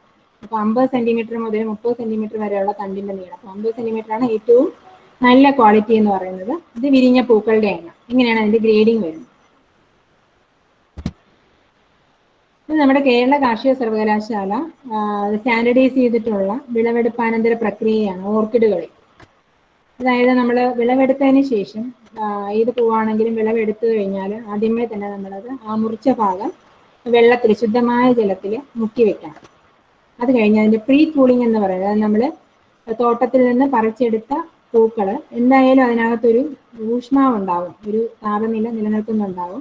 അപ്പൊ അത് കുറയ്ക്കാൻ വേണ്ടിയിട്ട്, അത് അങ്ങനെ തന്നെ നിലനിന്ന് കഴിഞ്ഞാൽ അത് പെട്ടെന്ന് കേടാവും. അത് കുറയ്ക്കാൻ വേണ്ടിയിട്ട് നമ്മൾ ചെയ്യുന്ന ഒരു പ്രോസസ്സാണ് പ്രീ കൂളിംഗ്. അത് 4 ഡിഗ്രി സെൽഷ്യസിൽ 3 മണിക്കൂറോളം അത്രയും തണുപ്പുള്ള സ്ഥലത്ത് നമ്മൾ സൂക്ഷിക്കുന്നു. അത് കഴിഞ്ഞിട്ട് പൾസിങ് എന്ന് പറയും. അതായത് ഒരു വളർച്ചാ ഹോർമോൺ, ബെൻസൈൽ അഡിനിൻ എന്ന് പറയുന്ന വളർച്ചാ ഹോർമോൺ 75 മില്ലിഗ്രാം 1 ലിറ്റർ വെള്ളത്തിൽ കലർത്തിയത്, സൂക്രോസ് 6% എന്നിവ ഉൾപ്പെടുന്ന ലായനി 8 മണിക്കൂറോളം മുക്കി വയ്ക്കുന്നു. അത് പിന്നീട് നമ്മൾ അതിനുശേഷമുള്ള അതിൻ്റെ പൂവിൻ്റെ ലൈഫ് അത് കൂട്ടാൻ വേണ്ടിയിട്ടാണ് നമ്മൾ ചെയ്യുന്നത്, പെട്ടെന്ന് കേട് വരാതിരിക്കാൻ. പിന്നെ പ്ലഗിങ് എന്ന് പറഞ്ഞു കഴിഞ്ഞാൽ നമ്മൾ പൂക്കൾ ഈ മാർക്കറ്റിങ്ങിന് മുമ്പായിട്ട് നമ്മൾ പൂവിൻ്റെ തണ്ട്, മുറിച്ച തണ്ടിൻ്റെ ഭാഗത്ത് നനഞ്ഞ പഞ്ഞി അത് നമ്മൾ മുക്കി വെക്കാറുണ്ട് പൂ വാടാതിരിക്കാൻ വേണ്ടിയിട്ട്. ആ പഞ്ഞിയുടെ കൂടെ നമ്മൾ ചിലപ്പോൾ പ്രിസർവേറ്റീവ്, ഏതെങ്കിലും ഒരു സൂക്ഷിപ്പിന് ആവശ്യമായിട്ടുള്ള ഒരു രാസ വസ്തുവും കൂടെ ചേർക്കാറുണ്ട്. അപ്പം അതിന് നമ്മൾ സർവകലാശാല സ്റ്റാൻഡർഡൈസ് ചെയ്തിരിക്കുന്നത് ഈ ഹൈഡ്രോക്സിക്വിനോലിൻ സിട്രേറ്റ് എന്ന് പറയുന്ന രാസവസ്തുവാണ്. അത് 200 മില്ലിഗ്രാം 1 ലിറ്റർ വെള്ളത്തിൽ കലർത്തിയത്. പിന്നെ പൂക്കളെ ബട്ടർ പേപ്പർ കവർ വെച്ചിട്ട് പൊതിഞ്ഞ് കാർഡ്ബോർഡ് പെട്ടികളിൽ, അത് പൊട്ടാസ്യം പെർമാംഗനേറ്റ് സാഷി അടങ്ങിയ കാർഡ്ബോർഡ് പെട്ടികളിൽ, അതായത് എത്തിലിൻ്റെ ഇത് കുറയ്ക്കാൻ വേണ്ടിയിട്ടാണ് നമ്മളിത് ചെയ്യുന്നത്. പൂക്കൾ കൂടുതൽ നേരം വാടാതെ കേടുകൂടാതെ സൂക്ഷിക്കാനായിട്ട്. പിന്നെ അത് സൂക്ഷിച്ചു വെക്കാൻ ഏറ്റവും അനുയോജ്യമായിട്ടുള്ള താപനില 13 ഡിഗ്രി സെൽഷ്യസ് ആയിട്ടാണ് കണ്ടുപിടിച്ചിരിക്കുന്നത്. പിന്നെ ഹോൾഡിംഗ് എന്ന് പറഞ്ഞാൽ നമ്മൾ പൂപ്പാത്രത്തിൽ വേസിൽ സൂക്ഷിക്കുമ്പോൾ അതിന് കൂടുതൽ നാൾ കൂടാതിരിക്കാൻ വേണ്ടിയിട്ട് ഈ ഹൈഡ്രോക്സിക്വിനോലിൻ സിട്രേറ്റ് 200 ppm 6% സൂക്രോസും അടങ്ങിയ ലായനിയാണ് ഏറ്റവും നല്ലതായി കണ്ടെത്തിയത്. അപ്പൊ ഇത്രയും നേരം നമ്മൾ പറഞ്ഞത് ഓർക്കിഡിനെ കുറിച്ചാണ്. ഇനി നമ്മൾ വാലൻ പൂക്കൾ എന്ന് അറിയപ്പെടുന്ന ആന്തൂറിയം. ഓർക്കിഡ് പ്രിയമേറിയ വന്ന സമയത്ത് തന്നെ അപ്പൊ തന്നെ പ്രിയമേറിയ ഒരു പൂവാണ് ആന്തൂറിയം എന്ന് പറയുന്നത്. ഓർക്കിഡിന്റെ പോലെ തന്നെ പല ഗുണങ്ങളും ആന്തൂറിയത്തിനുമുണ്ട്. അപ്പൊ ആന്തൂറിയം നമ്മുടെ ചേമ്പിന്റെയൊക്കെ കുടുംബത്തിൽപ്പെട്ട ഒരു സസ്യമാണ്. 600-ലധികം സ്പീഷീസുകളാണ്. ഒരുപാട് വൈവിധ്യം നിറഞ്ഞ ഒരു ജനുസാണ് ആന്തൂറിയം എന്ന് പറയുന്നത്. അപ്പൊ ഈ സ്പീഷീസുകളിൽ തന്നെ ഇലകൾക്ക് നല്ല അലങ്കാര മേന്മയുള്ള ഇനങ്ങളുമുണ്ട്, അതുപോലെ പൂവുകൾക്ക് അലങ്കാരം ഉള്ള ഇനങ്ങളുമുണ്ട്. പൂവുകൾക്ക് പ്രിയമുള്ള അല്ലെങ്കിൽ പ്രാധാന്യമുള്ള ഇനങ്ങളിൽ കൂടുതലും വരുന്നത് ആന്തൂറിയം ആൻഡ്രിയാനം പിന്നെ ആന്തൂറിയം ഷെർസെറിയാനം എന്ന് പറയുന്ന 2 സ്പീഷീസുകളിലാണ്. ആൻഡ്രിയാനമാണ് നമ്മൾ സാധാരണ ഇവിടെ കൃഷി ചെയ്തു പോകുന്ന ഈ കാണുന്ന പൂക്കൾ. ഈ ഷെർസെറിയാനം എന്ന് പറഞ്ഞാൽ ഇതുപോലെ ഈ തിരിയും പൂപ്പാളിയും കുറച്ച് വളഞ്ഞിരിക്കും, അതാണ് ഷെർസെറിയാനം. അപ്പൊ നമുക്കിവിടെ വാണിജ്യ പ്രാധാന്യമുള്ളത് ആന്തൂറിയം ആൻഡ്രിയാനമാണ്. അപ്പൊ അതിനെക്കുറിച്ച് നമുക്ക് പറയാം. പൂവിന്റെ 2 ഭാഗങ്ങൾ നിങ്ങൾ ശ്രദ്ധിച്ചു കാണും. ഇതാണ് പൂപ്പാളി, പിന്നെയുള്ളത് ഈ തിരി കത്തിച്ച് പിടിച്ച പോലെ ഒരു തിരി. ഇത് രണ്ടുമാണ് പൂവിന്റെ ഭാഗം. ശരിക്കും പറഞ്ഞാൽ ഈ പൂപ്പാളി യഥാർത്ഥ പൂവല്ല, അതൊരു രൂപാന്തരം പ്രാപിച്ച ഇല പോലെ ഒരെണ്ണം രൂപാന്തരം പ്രാപിച്ചിട്ടാണ് ഈ പൂപ്പാളി ഉണ്ടായിരിക്കുന്നത്. ശരിക്കുമുള്ള ഇതിന്റെ യഥാർത്ഥ പൂക്കൾ ഈ തിരിയുടെ പുറത്താണ് കാണുന്നത്. അപ്പൊ ഇതിൽ തന്നെ ഈ പൂപ്പാളിയുടെയൊക്കെ ആകൃതിയുടെയും വലിപ്പത്തിന്റെയൊക്കെ വ്യത്യാസത്തിൽ പല തരത്തിലുള്ള ആന്തൂറിയങ്ങളുണ്ട്. അതായത് സ്റ്റാൻഡേർഡ് ആന്തൂറിയം എന്ന് പറയുന്നത് ഇതാണ്. പിന്നെ ഒബേക്ക് എന്ന് പറയും, അതായത് 2 നിറങ്ങളുടെ ഒരു കോമ്പിനേഷൻ ആണ് ഒബേക്ക്. പിന്നെ ടുളിപ്പ് എന്ന് പറഞ്ഞാൽ ചെറിയ സൈസിലുള്ള ഈ ഒരു ആകൃതിയിലുള്ള പൂപ്പാളി. ഇങ്ങനെ പലതരത്തിലുള്ള ആന്തൂറിയമുണ്ട്. അപ്പൊ കൂടുതലായിട്ടും ഇത് കൃഷി ചെയ്ത് വരുന്നത് നമ്മുടെ കേരള, കർണാടക, തമിഴ്നാട്, പിന്നെ പശ്ചിമ ബംഗാള്, അതുപോലെ വടക്ക് കിഴക്കൻ സംസ്ഥാനങ്ങൾ, മഹാരാഷ്ട്ര പോലെയുള്ള സംസ്ഥാനങ്ങളിലാണ്. നമ്മുടെ കേരളത്തിലെ കാലാവസ്ഥ ഇതിന് തികച്ചും അനുയോജ്യമാണ്. ചൂടും ഈർപ്പവും എല്ലാം കലർന്ന് നമുക്ക് ഇടയ്ക്കിടയ്ക്ക് മഴ കിട്ടാറുണ്ട്, അതുപോലെ ഈർപ്പം കൂടി നിൽക്കുന്നുണ്ട്. ഇതെല്ലാം ഇതിന് അനുയോജ്യമാണ്. ഇതെല്ലാം പ്രധാന ഇനങ്ങളാണ്. Tropical red, Agnihotri, Linda De Mol, acropolis, ക്യാൻ. ഇപ്പൊ ഓർക്കിഡിന്റെ അന്താരാഷ്ട്ര വിപണി നോക്കിയാൽ ഏറ്റവും കൂടുതൽ ഡിമാൻഡ് ഉള്ളത് ചുമന്ന നിറത്തിലുള്ള ഇനങ്ങൾക്കാണ്. അതുകൊണ്ട് തന്നെ ട്രോപ്പിക്കൽ റെഡ് ഡിമാൻഡ് കൂടിയ ഇനമാണ്. ഇതെല്ലാം ആന്തൂറിയം ഇനങ്ങളാണ്. ചോക്കോ, മിഡോറി, ലിമ വൈറ്റ്, ഇങ്ങനെ ഒരുപാട് ഇനങ്ങൾ നിലവിലുണ്ട്. ഇനി ആന്തൂറിയം വളർത്താനായിട്ട് അനുയോജ്യമായിട്ടുള്ള കാലാവസ്ഥ. ഇത് നമ്മുടെ ഓർക്കിഡിനെ പോലെ തന്നെ തണൽ ഇഷ്ടപ്പെടുന്ന ഒരു സസ്യമാണ് ആന്തൂറിയം. ഇപ്പം ഓർക്കിഡിനെ പോലെ എന്ന് പറഞ്ഞാലും ഇതിന് ഏകദേശം ഒരു 20 മുതൽ 30% വരെ സൂര്യപ്രകാശം നേരിട്ട് ലഭിച്ചാൽ മതി. അത്രയുമേ ഇതിന് ആവശ്യമുള്ളൂ. അപ്പൊ തുറസായ സ്ഥലത്ത് തന്നെ നമുക്ക് തണൽ വല കെട്ടി നമുക്കിതിനെ വളർത്താൻ പറ്റും. കുറഞ്ഞത് 3 മീറ്ററെങ്കിലും ഉയരത്തിലായിരിക്കണം നമ്മൾ ആ വല കെട്ടേണ്ടുന്നത്. അപ്പം നേരത്തെ ഓർക്കിഡിൽ പറഞ്ഞതുപോലെ തന്നെ ഇപ്പൊ മഴയിൽ നിന്ന് സംരക്ഷിക്കുന്നതിന് വേണ്ടിയിട്ട് അതിന് മുകളിൽ വേണമെങ്കിൽ നമുക്ക് സുതാര്യമായിട്ടുള്ള ഷീറ്റ് വെച്ച് കവർ ചെയ്യാൻ പറ്റും. പിന്നെ ഇതിന്റെ പൂവിടലിന് ഏറ്റവും അനുയോജ്യമായിട്ട് നമ്മൾ കണ്ടിരിക്കുന്നത് രാത്രി കാലങ്ങളിൽ 15 മുതൽ 22 ഡിഗ്രി വരെയുള്ള താപനിലയും പകൽ സമയത്ത് 24 മുതൽ 28 ഡിഗ്രി വരെയുള്ള താപനിലയുമാണ്. കുറഞ്ഞത് 60% ആർദ്രത അല്ലെങ്കിൽ അന്തരീക്ഷ ഈർപ്പം ഇതിന് ആവശ്യമാണ്. നമ്മുടെ കേരളത്തിൽ തികച്ചും അനുയോജ്യമാണ്. പിന്നെ എല്ലാ ചെടികൾക്കും വേണ്ടുന്ന പോലെ തന്നെ നീർവാർച്ച സൗകര്യം അത് അത്യാവശ്യമാണ്. വായുസഞ്ചാരം അതും വേണം. വായുസഞ്ചാരമുള്ള മാധ്യമത്തിലായിരിക്കണം ഇതിനെ വളർത്തുന്നത്. പിന്നെ ജൈവാംശം അതും ഒരുപാട് ഇതിനാവശ്യമാണ്. ഇതിന്റെ വേരുകളും എപ്പിഫൈറ്റിക് ഗണത്തിൽ പെടുന്നതാണ്. ഈ ആന്തൂറിയത്തിനെ കണ്ടോ? അപ്പൊ ഇതിന്റെ പ്രശ്നം എന്താണെന്ന് വെച്ച് കഴിഞ്ഞാൽ നമ്മൾ ഒത്തിരി നേരിട്ടുള്ള സൂര്യപ്രകാശം പോയത് കൊണ്ടാണ് ഇതിന്റെ ഇലകൾ ഇങ്ങനെ മഞ്ഞളിച്ച് ആയിട്ടിരിക്കുന്നത്. അപ്പൊ നല്ല ആന്തൂറിയം ചെടി എന്ന് പറഞ്ഞാൽ കുറച്ച് ലക്ഷണങ്ങൾ കാണിക്കും. അതായത് ആന്തൂറിയത്തിന്റെ പൂക്കളിൽ വലിപ്പമുള്ള തിളങ്ങുന്ന ചുളിവുകളുള്ള പൂപ്പാളി ആയിരിക്കണം ഈ കാണുന്നത് പോലെ. അതുപോലെ അതിന് ഹൃദയത്തിന്റെ ഷേപ്പ് ആയിരിക്കണം, ഹൃദയത്തിന്റെ ആകൃതി ആയിരിക്കണം. 2 ഭാഗങ്ങളും തുല്യമായിരിക്കണം, തുല്യ ഭാഗങ്ങളാക്കാൻ പറ്റുന്നതായിരിക്കണം. അതിന്റെ താഴ്ഭാഗം ചുവടറ്റം മേൽക്കുമേൽ കിടക്കുന്നതായിരിക്കണം, ഒന്നിനു മേൽ ഒന്നായിട്ട് കിടക്കുന്നതായിരിക്കണം. അതാണ് ഒരു നല്ല ചെടിയുടെ ലക്ഷണം. പിന്നെ തിരിക്ക് പൂപ്പാളിയേക്കാൾ നീളം കുറഞ്ഞിരിക്കണം. അതുപോലെ തിരി ചരിഞ്ഞിരിക്കണം. എന്ന് വെച്ച് കഴിഞ്ഞാൽ ഒരു 30 ഡിഗ്രിയിൽ കുറഞ്ഞ കോണിൽ പൂപ്പാളിയിലേക്ക് ചരിഞ്ഞിരിക്കുന്ന തിരികളാണ് ഏറ്റവും ഉത്തമം. പിന്നെ പൂത്തണ്ട്, ആ തണ്ട് നീളമുള്ളതായിരിക്കണം, അതുപോലെ തന്നെ വളവില്ലാത്തതും ആയിരിക്കണം. കൂടുതൽ ഇലകള്, അതുപോലെ പൂക്കള്, ചിനപ്പുകൾ അഥവാ കന്നുകൾ, ഇതെല്ലാം ഉണ്ടാക്കുന്ന ഇനങ്ങള്, അതാണ് ഏറ്റവും നല്ല ലക്ഷണം. പിന്നെ രോഗകീട പ്രതിരോധ ശേഷി ഉണ്ടാകണം, കൂടുതൽ കാലം വിളവ് തരണം. ഇതെല്ലാമാണ് നല്ല ആന്തൂറിയം ചെടികളുടെ അല്ലെങ്കിൽ ഇനങ്ങളുടെ ലക്ഷണങ്ങൾ. ആന്തൂറിയം പ്രജനനം എന്ന് പറഞ്ഞു കഴിഞ്ഞാൽ നമ്മൾ നേരത്തെ ഓർക്കിഡിന്റെ കാര്യം പറഞ്ഞതുപോലെ നമ്മൾ വിത്ത് ഉപയോഗിക്കുകയാണെങ്കിൽ അത് കൂടുതലും നമ്മൾ സങ്കര ഇനങ്ങൾ ഉണ്ടാക്കിയെടുക്കാൻ വേണ്ടിയിട്ടാണ് വിത്ത് ഉപയോഗിച്ചുള്ള പ്രജനനം ആന്തൂറിയത്തിൽ ചെയ്യുന്നത്. വിത്തുകൾ ഇങ്ങനെ തിരിയുടെ പുറത്താണ് ഇങ്ങനെ ഉണ്ടാകുന്നത്. ഇതുപോലെ മുഴ പോലെ ഉണ്ടായി ഇങ്ങനെ വരും. അത് നമ്മളൊരു മണൽ, ആറ്റുമണലോ എല്ലാം കലർന്ന ഒരു മിശ്രിതത്തിൽ ഒരു പാതി ഒരു എന്താണ് അന്തരീക്ഷ ഈർപ്പം അല്ലെങ്കിൽ ആർദ്രത കൂട്ടുന്നതിനായിട്ട് ഒരു പോളിത്തീൻ കവർ വെച്ച് മൂടി വെച്ച് കഴിഞ്ഞാൽ ഒരു 40 ദിവസത്തിനുള്ളിൽ അത് മുളയ്ക്കും. ഒരു 6 മാസത്തിനുള്ളിൽ പറിച്ചു നടുകയും 2-3 വർഷത്തിനുള്ളിൽ അത് പുഷ്പിക്കുകയും ചെയ്യും. കൂടുതലും ഇത് ഉപയോഗിച്ച് വരുന്നത് നമ്മുടെ സങ്കര ഇനങ്ങൾ ഉത്പാദിപ്പിക്കുന്നതിന് വേണ്ടി മാത്രമാണ്. നമ്മൾ എളുപ്പത്തിൽ നമുക്ക് പ്രജനനം നടത്താൻ പറ്റുന്ന ഒരു മാർഗമാണ് കന്നുകൾ അഥവാ ചിനപ്പുകൾ. അതായത് ഇതിന്റെ പാർശ്വങ്ങളിൽ നിന്ന് ഉണ്ടാകുന്ന ചെറിയ തൈകൾ, ചിനപ്പുകൾ. അപ്പൊ ഇത് ഏകദേശം ഒരു 4 മുതൽ 5 ഇലകളും 2-3 വേരുകളും ഉണ്ടെങ്കിൽ നമുക്ക് അതിനെ മാതൃസസ്യത്തിൽ നിന്നും വേർപെടുത്തി പുതിയ ചെടിയാക്കി മാറ്റാം. പിന്നെ മറ്റൊരു മാർഗമാണ് തലപ്പ് മുറിച്ച് നടുക, അതായത് ടോപ്പിംഗ് എന്ന് പറയും. അതായത് ഒരു 4 വർഷമെങ്കിലും പ്രായമായിട്ടുള്ള ആന്തൂറിയം ചെടികളിൽ നിന്ന് നമുക്ക് അതിന്റെ മുകൾ ഭാഗം, അഗ്രഭാഗം അല്ലെങ്കിൽ തലപ്പ് മുറിച്ചെടുക്കാം. ഒരു മുകൾ ഭാഗത്തെ ഇലകളും അതുപോലെ തന്നെ 2-3 വേരുകൾ ഉൾപ്പെടെ നമുക്ക് മുറിച്ചെടുത്ത് നടാവുന്നതാണ്.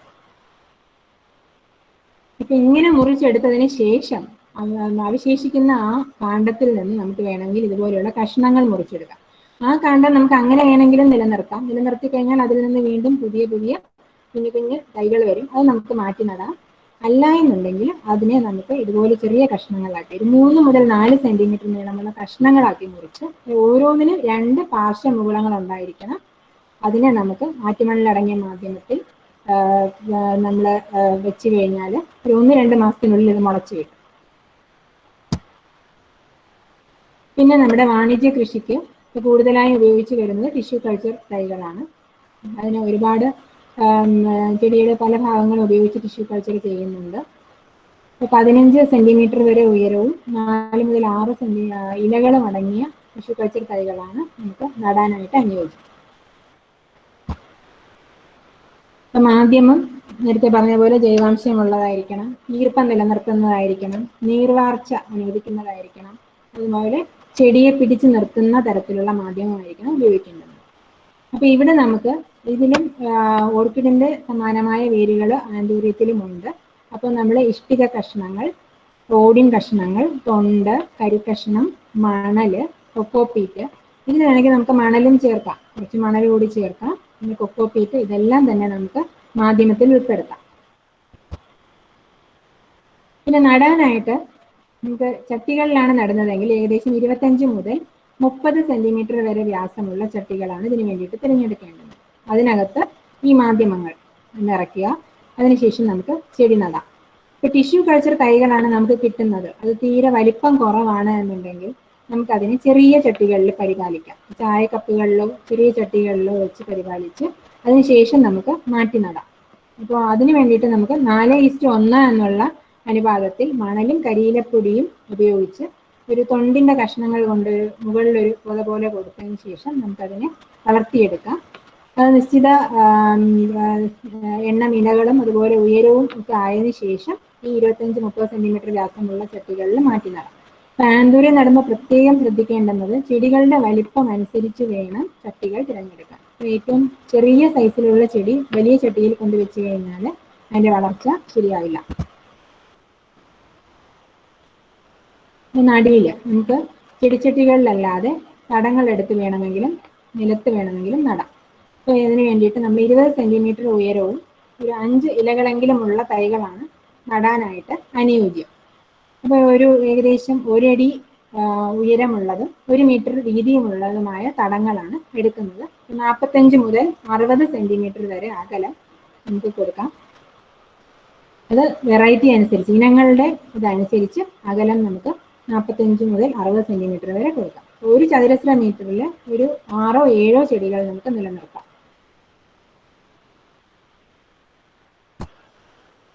ഇനി വളപ്രയോഗം. ഇപ്പം ഓർക്കിഡിന് എന്ന പോലെ ആന്തൂര്യത്തിനും വളപ്രയോഗം വളരെ പ്രധാനമാണ്. അപ്പോൾ ആഴ്ചയിൽ ഒരിക്കൽ നമ്മൾ 19-19-19 എന്ന് പറയുന്ന മിശ്രിതം 2 ഗ്രാം 1 ലിറ്റർ വെള്ളത്തിൽ കലർത്തി നമുക്ക് സ്പ്രേ ചെയ്ത് കൊടുക്കാം. അതുപോലെ തന്നെ ജൈവവളം എന്നുള്ള നിലയ്ക്ക് പച്ചച്ചാണകം അല്ലെങ്കിൽ വേപ്പിൻ പിണ്ണാക്ക് 10-15 ഇരട്ടി വെള്ളത്തിൽ കലർത്തി അത് 4-5 ദിവസം വരെ വച്ചതിന് ശേഷം ആ പുളിപ്പിച്ച ലായനി അതിന് നമുക്ക് തെളിയെടുത്ത് സ്പ്രേ ചെയ്ത് കൊടുക്കാം. പിന്നെ അതുകൂടാതെ ഗോമൂത്രം 25 ഇരട്ടി വെള്ളത്തിൽ നേർപ്പിച്ചത് ഉപയോഗിക്കാം.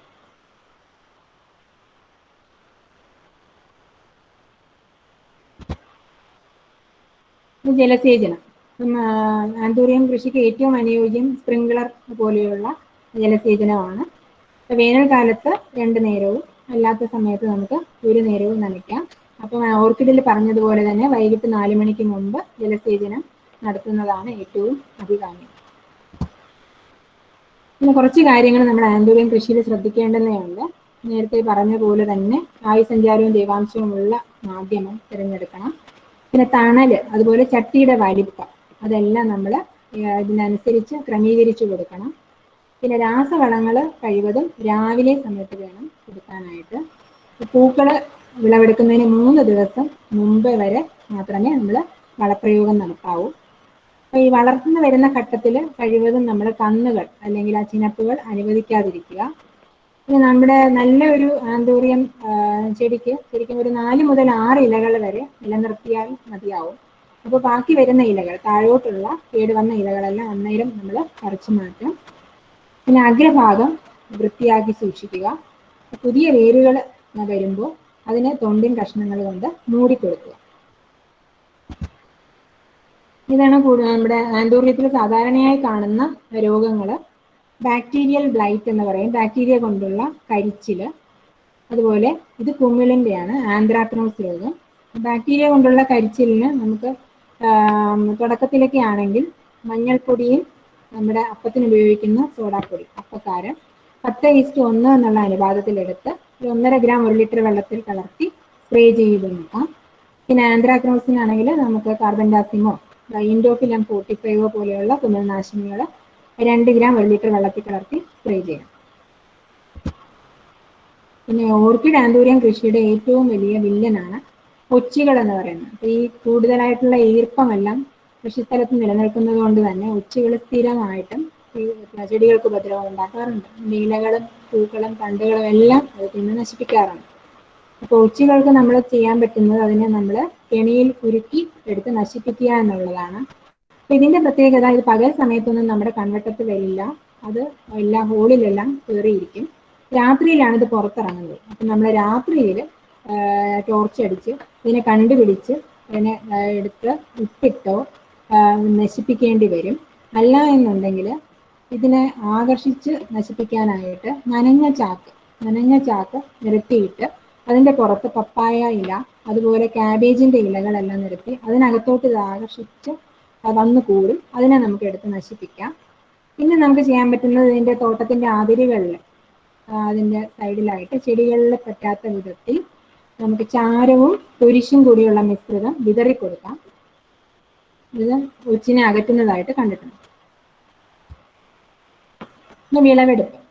ഇതിൻ്റെ വിളവെടുപ്പ് ചെയ്യേണ്ടുന്നത് പൂപ്പാളി പൂർണ്ണമായിട്ടും വിരിഞ്ഞതിന് ശേഷമാണ് വിളവെടുക്കുന്നത്. അതിൻ്റെ തിരിയുടെ പകുതി മുതൽ 1/4 ഭാഗം പൂക്കൾ, യഥാർത്ഥ പൂക്കൾ ഞാൻ പറഞ്ഞു ഈ തിരിയിലാണുള്ളത്. അതിൻ്റെ പകുതി മുതൽ 1/4 ഭാഗം വരെ പൂക്കൾ വിരിഞ്ഞ ശേഷമാണ് നമ്മൾ ഇതിനെ വിളവെടുക്കേണ്ടത്. അപ്പോൾ അത് നമ്മൾ അറിയുന്നത് ഒരു നിറ വ്യത്യാസം ഉണ്ടാവും. ആ നിറ വ്യത്യാസം കണ്ടു കഴിഞ്ഞാൽ നമുക്ക് അതിന് വിളവെടുക്കാൻ സമയമായി. അപ്പോൾ കഴിവതും രാവിലെ തന്നെ വിളവെടുക്കുന്നതാണ് നല്ലത്. അപ്പോൾ നീളത്തിലുള്ള തണ്ടോട് കൂടി താഴ്ത്തി വെട്ടി എടുക്കുന്നതാണ് ഏറ്റവും നല്ലത്. അപ്പോൾ വിളവെടുത്ത് കഴിഞ്ഞാൽ ഓർക്കിഡിൻ്റെ പോലെ തന്നെ ആദ്യമേ നമ്മൾ മുറിച്ച ഭാഗം നല്ല ശുദ്ധജലത്തിൽ മുക്കി വെക്കുന്നു. അപ്പോൾ ഏകദേശം ശരാശരി 8 പൂക്കൾ വരെ നമുക്ക് ഒരു ചെടിയിൽ നിന്നും കിട്ടും. അപ്പോൾ തണ്ടിൻ്റെ നീളവും പൂപ്പാളിയുടെ വലിപ്പവും അനുസരിച്ചാണ് ആന്തൂറിയം പൂക്കൾ ഗ്രേഡ് ചെയ്യുന്നത്.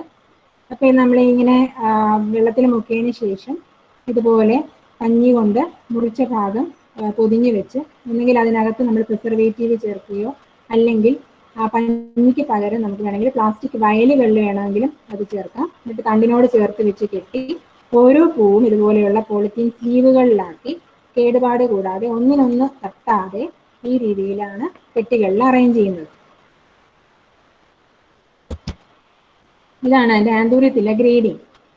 അപ്പോൾ 5 ഗ്രേഡാണ് നിലവിലുള്ളത്. അപ്പോൾ തണ്ടിൻ്റെ നീളം ശ്രദ്ധിക്കുക, 50 സെൻറ്റിമീറ്റർ ആണ് തണ്ടിൻ്റെ നീളം. അതുകൊണ്ട് നമ്മൾ ഏറ്റവും താഴ്ത്തി വെട്ടി വേണം വിളവെടുക്കാനായിട്ട്.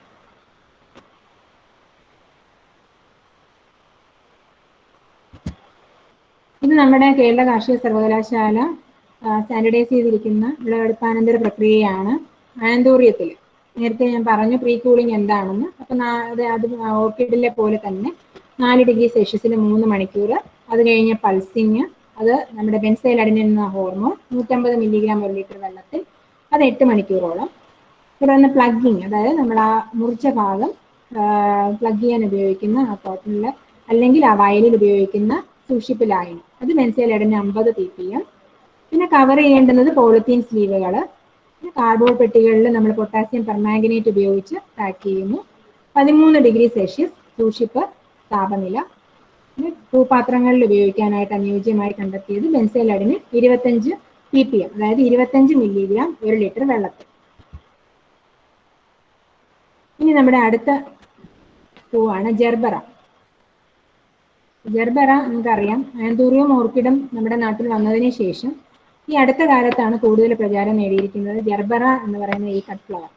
നമ്മുടെ കാലാവസ്ഥയ്ക്ക് യോജിച്ചതാണോ എന്ന് ചോദിച്ചാൽ ആണെന്ന് നമുക്ക് പറയാൻ പറ്റില്ല. പക്ഷേ നമുക്കിവിടെ അതിന് വേണ്ടുന്ന കാലാവസ്ഥ ഒരുക്കി കൊടുത്ത് വളർത്തേണ്ടി വരും.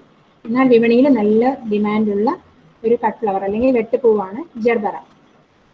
ഇത് വേണമെങ്കിൽ നമുക്ക് തുറസായ സ്ഥലത്ത് നടാം, ചില ഇനങ്ങളൊക്കെ തുറസായ സ്ഥലത്ത് നടാം. പക്ഷേ വിപണിയിൽ അവർക്ക് ആവശ്യമുള്ള ആ ഒരു ഗുണനിലവാരമുള്ള പൂക്കൾ കിട്ടണമെങ്കിൽ നമുക്കിവിടെ നമ്മുടെ കാലാവസ്ഥയിൽ നമ്മുടെ അതായത് നാച്ചുറലി വെന്റിലേറ്റഡ്, സ്വാഭാവികമായും വായുസഞ്ചാരമുള്ള പോളി ഹൗസിലെങ്കിലും വളർത്തിയാൽ മാത്രമേ നമുക്ക് ആ ഒരു ഗുണമേന്മ പൂക്കളിൽ കിട്ടുള്ളൂ.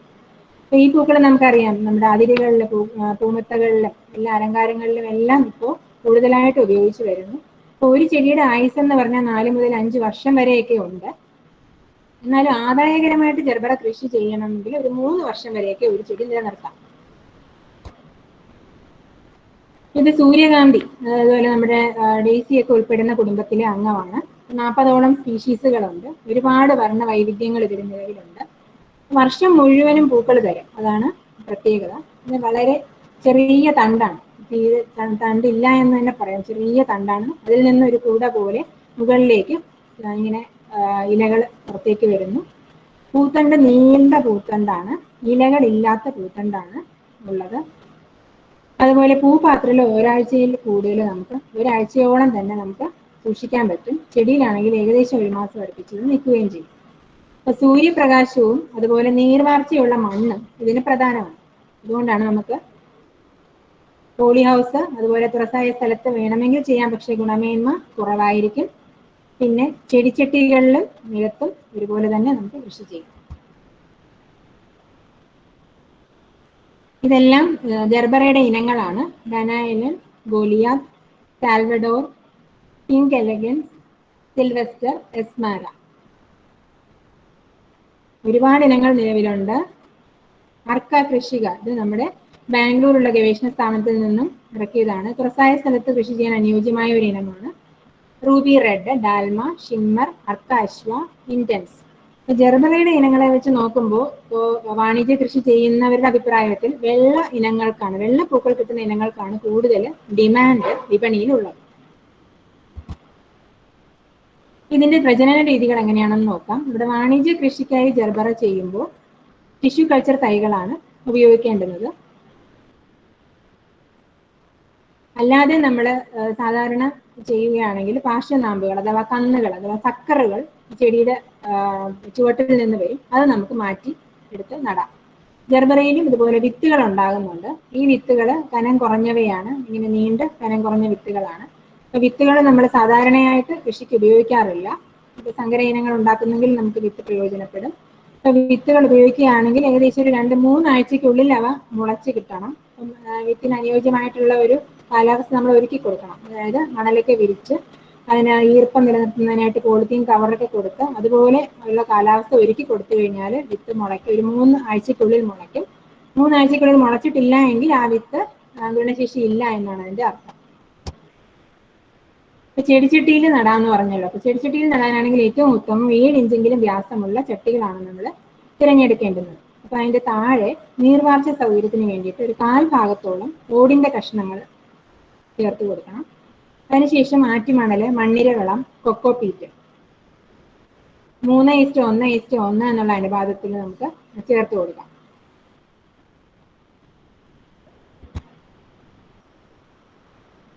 പിന്നെ ഇതിന് ഏറ്റവും അനുയോജ്യമായിട്ടുള്ള മണ്ണിന്റെ pH എന്ന് പറയുന്നത് ഏകദേശം അമ്ല ഇതിലോട്ടാണ് വരുന്നത്. ഇപ്പം 5.5 മുതൽ 6.5. കേരളത്തിലെ മണ്ണുകളെല്ലാം അമ്ലഗുണമുള്ളവയാണ്. പിന്നെ താപനില, പുഷ്പിക്കാൻ ഏറ്റവും അനുയോജ്യമായ താപനില 23 ഡിഗ്രിയാണ്. ആർദ്രത 70 മുതൽ 80% വരെ വേണം. പിന്നെ പോളി ഹൗസിൽ നമ്മൾ കൃഷി ചെയ്യുമ്പോൾ കുറഞ്ഞത് ഒരു 5 മുതൽ 6.5 മീറ്റർ വരെയെങ്കിലും ഉയരത്തിലായിരിക്കണം അതിന്റെ മുകളിലെ മേൽക്കൂര. ഇത് തണൽ വല, വശങ്ങളിൽ തണൽ വല ഉണ്ടാകും. 35% തണൽ കൊടുക്കുന്ന രീതിയിൽ തണൽ വലയും ക്രമീകരിച്ചിരിക്കണം. നടീലിന് വേണ്ടിയിട്ട് നമ്മൾ തടങ്ങൾ എടുത്താണ് നടുന്നത്. ഇപ്പം വേണമെങ്കിൽ നമുക്ക് 2 വരിയായും നടാം, അല്ലെങ്കിൽ 3 വരിയായും തടങ്ങളിൽ നടാം. ഇപ്പൊ വീതി കൂടിയ തടങ്ങൾ എടുക്കുവാണെങ്കിൽ, അതായത് മുകളിൽ ഒരു ഏകദേശം 90 സെന്റിമീറ്റർ എങ്കിലും വീതി വരുന്ന രീതിയിലുള്ള തടങ്ങൾ എടുക്കുകയാണെങ്കിൽ നമുക്ക് 3 വരികൾ അതിനകത്ത് നിർത്താൻ പറ്റും. മുകളിൽ ഒരു 60 സെന്റിമീറ്റർ ഒക്കെ ഉണ്ടെങ്കിൽ 2 വരികൾ നിർത്താൻ പറ്റും. അപ്പൊ ചെടികൾ തമ്മിൽ ഒരു 30 സെന്റിമീറ്റർ അകലവും വരികൾ തമ്മിൽ 35 അല്ലെങ്കിൽ 40 സെന്റിമീറ്റർ അകലവും നമ്മൾ പാലിക്കേണ്ടി വരും. അപ്പൊ ഇതിനകത്ത് നമ്മൾ ഉപയോഗിക്കുന്ന മിശ്രിതം ജൈവവളം, മണല്, കൊക്കോപീറ്റ് എന്നിവ 2:1:1 എന്നുള്ള അനുപാതത്തിലാണ് ഉപയോഗിക്കേണ്ടുന്നത്. അപ്പൊ ജർബറ കൃഷിയുടെ ഒരു പ്രധാന പ്രശ്നം ഇതിൽ ഒരുപാട് കുമിൾ രോഗങ്ങളുടെ ഒരു ആക്രമണം വരാറുണ്ട്.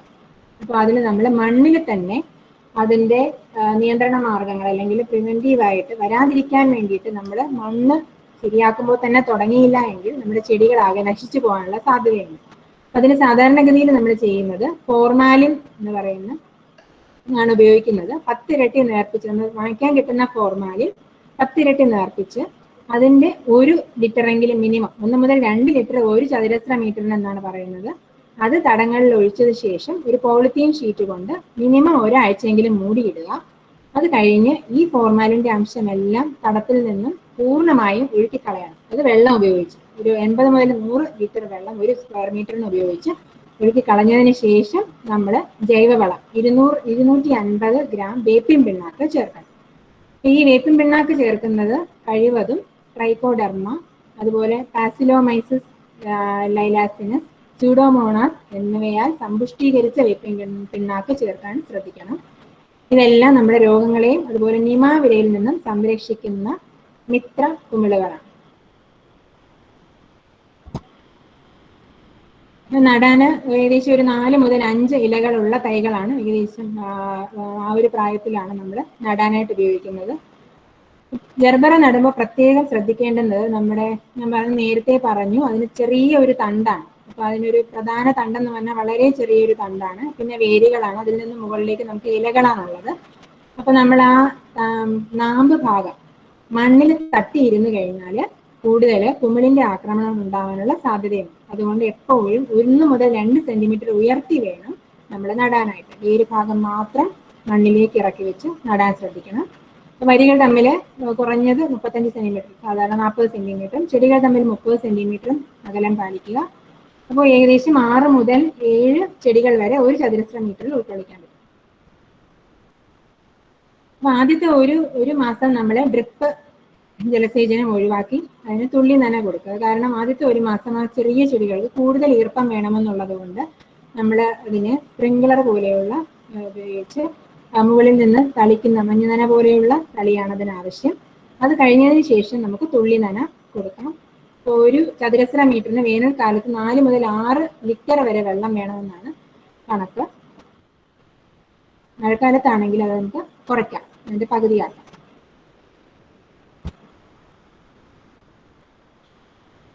വളപ്രയോഗം ഇത് ശരിക്കും നമ്മുടെ ഭാരതീയ കാർഷിക ഗവേഷണ ICAR സ്റ്റാൻഡർഡൈസ് ചെയ്ത വളക്കൂട്ടുകൾ മാത്രമേ, വളപ്രയോഗത്തിന്റെ രീതികൾ മാത്രമേ നമുക്കുള്ളൂ. നമ്മുടെ കേരളത്തിൽ ഇതിനു വേണ്ടിയിട്ട് ചെയ്തിട്ടില്ല, സ്റ്റാൻഡർഡൈസ് ചെയ്തിട്ടില്ല. അപ്പൊ അതിനകത്ത് പറയുന്നത് 3 മാസം വരെ 1:1:1 അനുപാതത്തിൽ NPK വളം ഒരു 4 ഗ്രാം ഒരു ചെടിക്ക് കിട്ടുന്ന രീതിയിൽ 1ഇടവിട്ട ദിവസങ്ങളിൽ കിട്ടുന്ന രീതിയിലാണ് നമ്മൾ വളപ്രയോഗം ക്രമീകരിക്കേണ്ടത്. അതിനുശേഷം 2:1:4 എന്നുള്ള അനുപാതത്തിൽ, അതായത് 15:8:35 പോലെയുള്ള വളക്കൂട്ടുകൾ ഒരു 0.4 ഗ്രാം ഒരു ചെടിക്ക് കിട്ടുന്ന രീതിയിൽ വളപ്രയോഗം നടത്താം. പിന്നെ ഇതിന്റെ വേറൊരു പ്രശ്നം എന്താണെന്ന് വെച്ച് കഴിഞ്ഞാൽ സൂക്ഷ്മ മൂലകങ്ങളുടെ അഭാവം കൊണ്ടുള്ള ഒരുപാട് പ്രശ്നങ്ങൾ ജർബറയിൽ കാണുന്നുണ്ട്. ഇതുപോലെയുള്ള ലക്ഷണങ്ങളൊക്കെ കാണുന്നുണ്ടെങ്കിൽ അത് സൂക്ഷ്മ മൂലകങ്ങളുടെ കുറവ് കൊണ്ടാണ്. ഇരുമ്പ്, മാംഗനീസ്, സിങ്ക്, ചെമ്പ്, ബോറോൺ ആണെങ്കിൽ പൂക്കളെയും ബാധിക്കുന്നതാണ്. ഇങ്ങനെയുള്ള അഭാവങ്ങൾ കണ്ടു തുടങ്ങുമ്പോൾ തന്നെ നമ്മൾ അതിന് സൂക്ഷ്മ മൂലകങ്ങൾ ചെടിക്ക് കൊടുക്കണം. അത് ഫെർട്ടിഗേഷൻ വഴിയോ അല്ലെങ്കിൽ സ്പ്രേ ആയിട്ടോ കൊടുക്കാം. പിന്നെ കള നിയന്ത്രണം വളരെ പ്രധാനമാണ്. 2 മാസത്തോളം നമ്മൾ പൂക്കൾ വരാൻ അനുവദിക്കില്ല, നമ്മൾ നുള്ളിക്കളയണം. കാരണം ചെടിയുടെ വളർച്ച പ്രധാനമാണ്. ചെടി ഒരു മിനിമം വളർച്ച എത്തിയതിനു ശേഷം മാത്രമേ പൂ വരാനായിട്ട് അനുവദിക്കുള്ളൂ. 2 മാസം കഴിഞ്ഞതിന് ശേഷമേ പൂക്കൾ അനുവദിക്കാൻ പാടുള്ളൂ.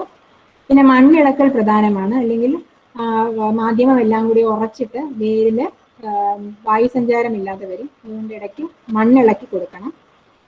2 ആഴ്ചയിൽ ഒരിക്കൽ ചെയ്യാവുന്നതാണ്. പിന്നെ പ്രായമായ ഇലകളെല്ലാം നമ്മൾ അപ്പോൾ തന്നെ മാറ്റണം, വൃത്തിയായി സൂക്ഷിക്കണം. കീടനിയന്ത്രണം, ജർബറയിൽ കൂടുതലായിട്ടും വരുന്ന കീടങ്ങൾ എന്ന് പറഞ്ഞു കഴിഞ്ഞാൽ നീരൂറ്റി കുടിക്കുന്ന പ്രാണികളാണ്. വെള്ളീച്ചയുണ്ട്, ചിലന്തി മണ്ടരി, റെഡ് സ്പൈഡർ മൈറ്റ് ഉണ്ട്, പിന്നെ ഇലപ്പേനുകളുണ്ട്. ഇലപ്പേനുകളുടെ ആക്രമണം, അതായത് ട്രിപ്സ് വന്നു കഴിഞ്ഞാൽ പൂക്കളെയും കൂടി ബാധിക്കും. പൂക്കളുടെ നിറമെല്ലാം മങ്ങി വരും. അപ്പൊ ഇതിന്റെ എല്ലാം നിയന്ത്രണത്തിനായിട്ട് നമുക്ക് മഞ്ഞക്കെണി സ്ഥാപിക്കേണ്ടുന്നതുണ്ട്. ഈ മഞ്ഞക്കെണിയിൽ ഈ കീടങ്ങൾ പറ്റിപ്പിടിച്ചു കഴിഞ്ഞാൽ ആഴ്ചയിൽ ഒരിക്കലെങ്കിലും അത് മാറ്റി വൃത്തിയാക്കി വീണ്ടും സ്ഥാപിക്കണം.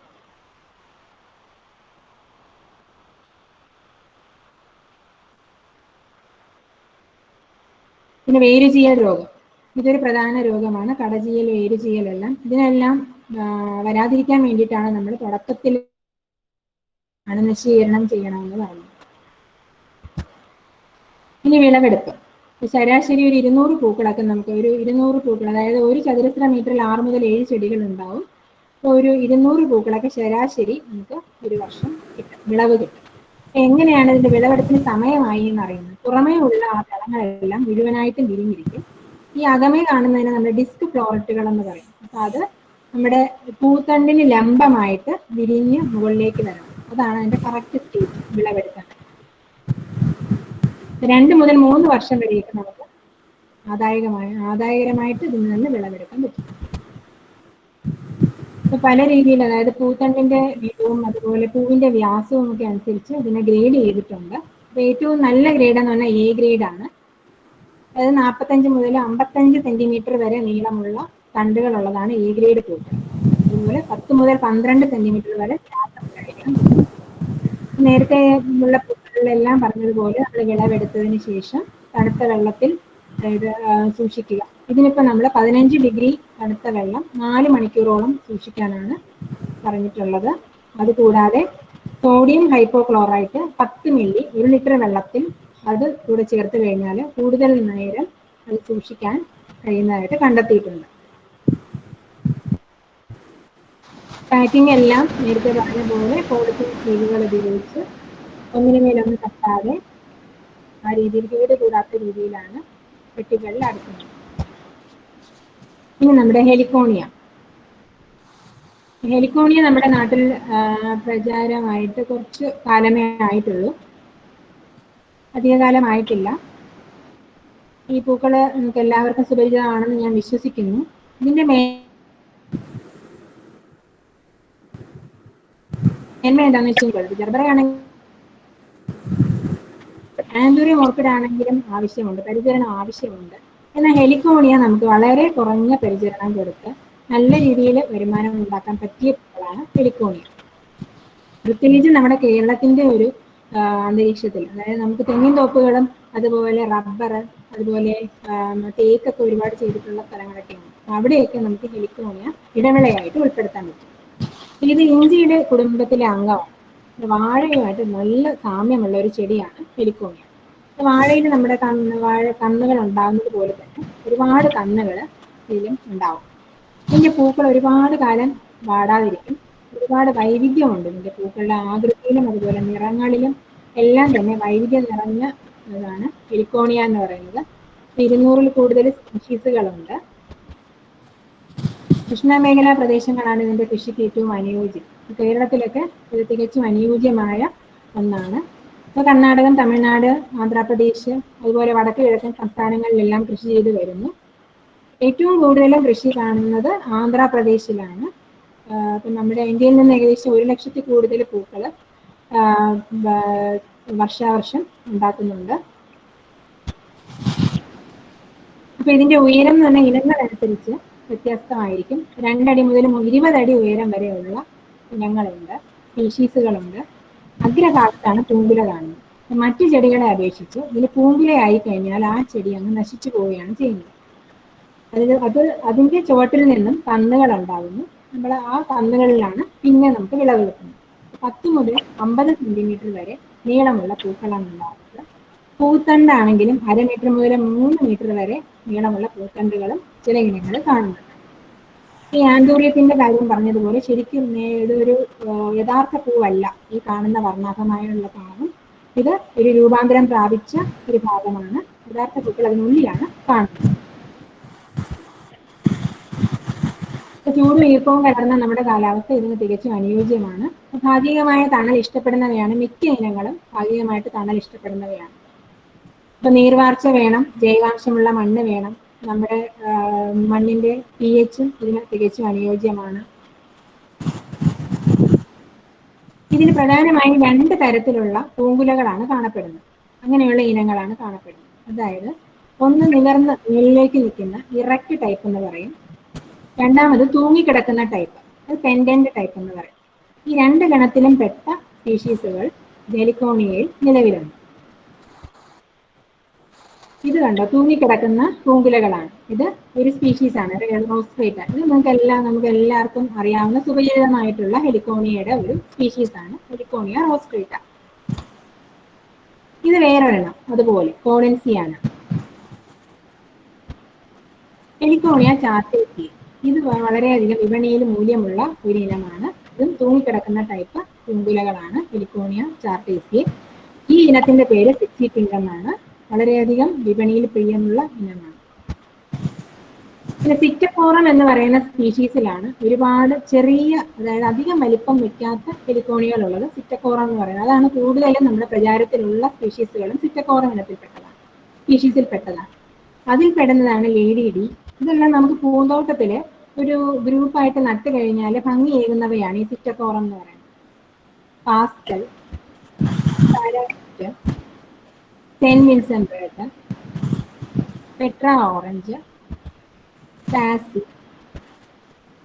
അതെല്ലാം സിറ്റക്കോറം സ്പീഷീസിൽപ്പെട്ടതാണ്. ഇനി വേറൊരു സ്പീഷീസാണ് ഹെലിക്കോണിയ സ്ട്രിക്റ്റ. അതിലും ഒരുപാട് ഇനങ്ങളുണ്ട്. ബക്കി, ഡോസ് ജമൈക്കൻ, ഷാരോണി, വെഗ്നേറിയാന എന്ന് പറഞ്ഞ സ്പീഷീസ്, ഇതുപോലെയുള്ള ഭംഗിയുള്ള പൂക്കൾ, ലാറ്റിസ്താത്ത, ബിഹായ്, നാപ്പി റെഡ്, അരവാക്ക്, നാപ്പി യെല്ലോ. ഇനി ഒരുപാട് സങ്കര ഇനങ്ങളും ഹെലിക്കോണിയയിലുണ്ട്. ഇത് ഗയാന, ഗോൾഡൻ ടോർച്ച്, ഇതെല്ലാം നമ്മുടെ ഇവിടെ സാധാരണയായി കണ്ടുവരുന്നതാണ്. Golden torch, Alan Carle, Pedro Ortiz.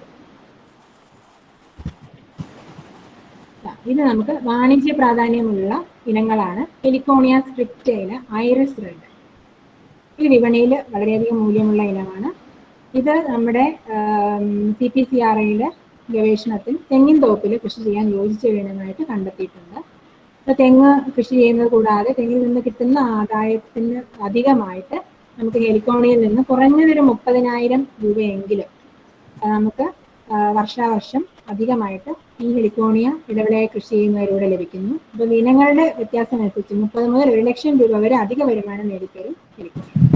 Heliconia, caribaea, prince of darkness, ഒരു ചാർട്ടേസിയയിൽ നേരത്തെ നമ്മൾ പറഞ്ഞ സെക്സി പിങ്ക്, അതുകൂടാതെ മിയാന, ഇതിപ്പോൾ കൂടുതൽ പ്രചാരത്തിലുള്ള ഒരു ഇനമാണ്, കൂടുതൽ ഡിമാൻഡ് കൊണ്ട് അതിൻ്റെ ആ കളർ, പച്ച കളറിന് മിയാന എന്ന് പറഞ്ഞ ഇനമാണ്.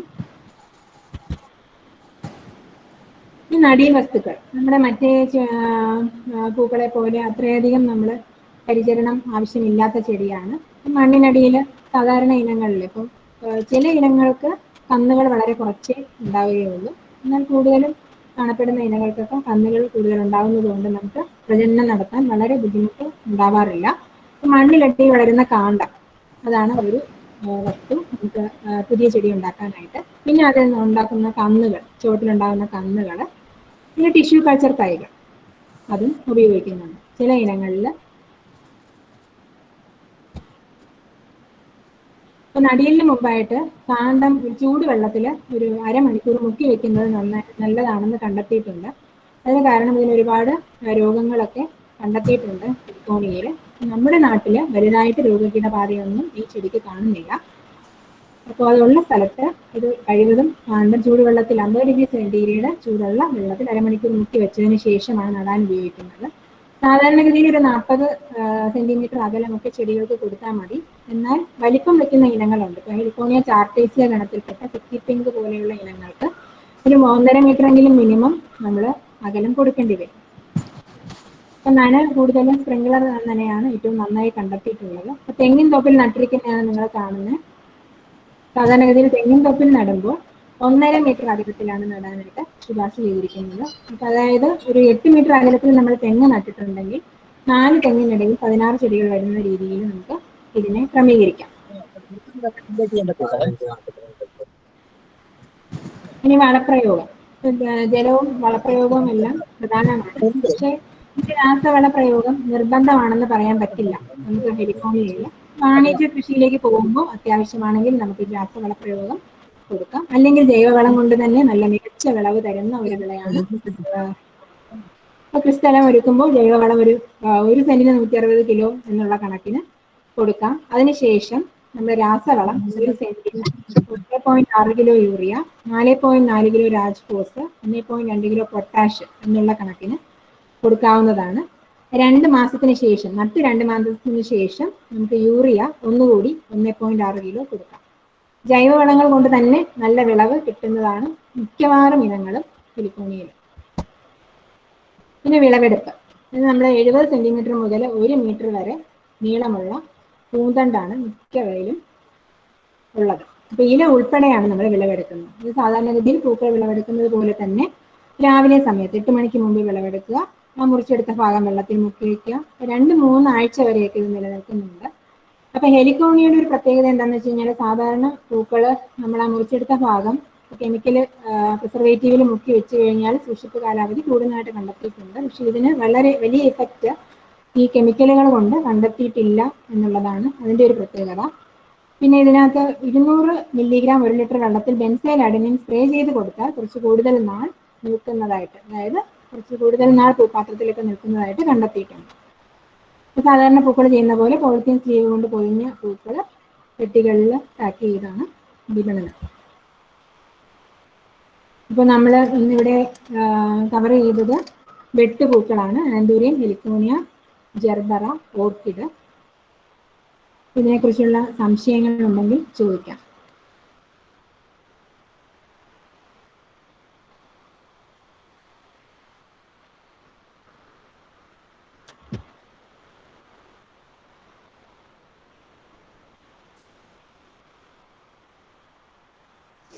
മാം, എൻ്റെ ഓർക്കിഡിന് പിന്നെ ഇങ്ങനെ ഇല മഞ്ഞ കളറായി വന്നിട്ട് അതിങ്ങനെ ഒഴിഞ്ഞു പോവാ, പിന്നെ തണ്ട് മാത്രമായിട്ട് നിൽക്കുക. പിന്നെ അതിന്റെ മേലെ വരുന്ന കേക്കേസിനും കൂടി അങ്ങനെ വന്നിട്ട് പോകുന്നു. അപ്പൊ അതിനെന്താ അടിച്ചു കൊടുക്കേണ്ടത്?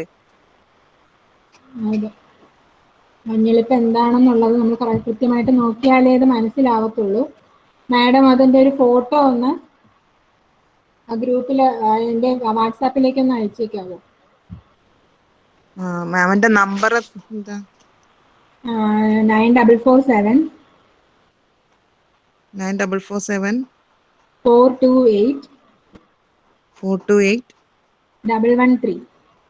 113. 9447 428 113. അതെ അതെ അതെ. അല്ലേ? ഓക്കെ.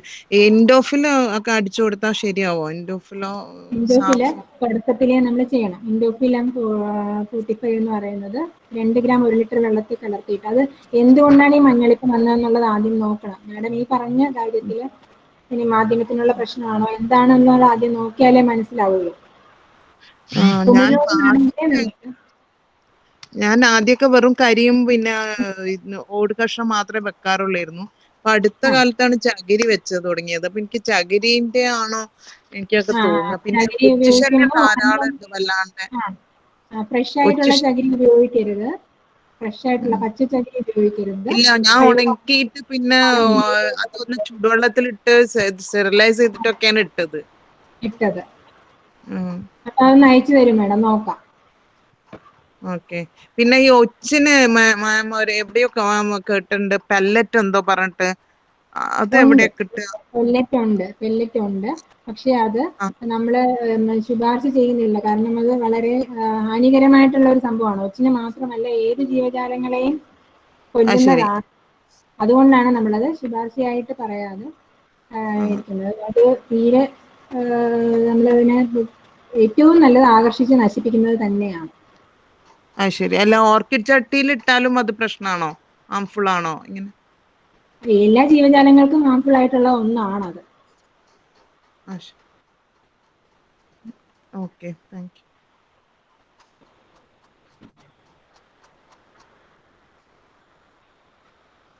പിന്നെ പൂക്ക് ഉണങ്ങി വീണ് പോകുന്ന എന്തുകൊണ്ടാ മാം? അതും ഒരു പ്രാണിശല്യം തന്നെയല്ലേ? നീരൂറ്റി കുടിച്ച പോലെ. പ്രാണിശല്യം ഉണ്ടോ എന്ന് നോക്കണം ചെടിയില്. ഇപ്പൊ പൂക്കള് ഒരു വലിയ കൊലയാണെങ്കിൽ അതില് 2-3 പൂക്കളൊക്കെ നിർത്തിയിട്ട് ബാക്കിയൊക്കെ കാണാൻ ഇങ്ങനെ കരിഞ്ഞു പോണ്, ഉണങ്ങി പോകുന്നു. തണല് വെയിലും തണലിന്റെ ആ ഒരു ഇത് നോക്കണം, പെർസെന്റേജ് നോക്കണം. ഇപ്പം എന്റെ തണലിൽ തന്നെയാണ് ഉള്ളത്. തണല് കൂടിയിട്ടുണ്ടോ എന്നുള്ളത് നോക്കണം. കൂടിയാലും അങ്ങനെ ഉണങ്ങി പോവോ മൊട്ട്? തണല് കൂടിക്കഴിഞ്ഞാലും പൂക്കൾക്ക് പ്രശ്നമാവും. പൂക്കുന്ന സമയത്ത് കുറച്ച് അത്യാവശ്യത്തിന് നമുക്ക് പ്രകാശം വേണം. ശരി, ഓക്കെ.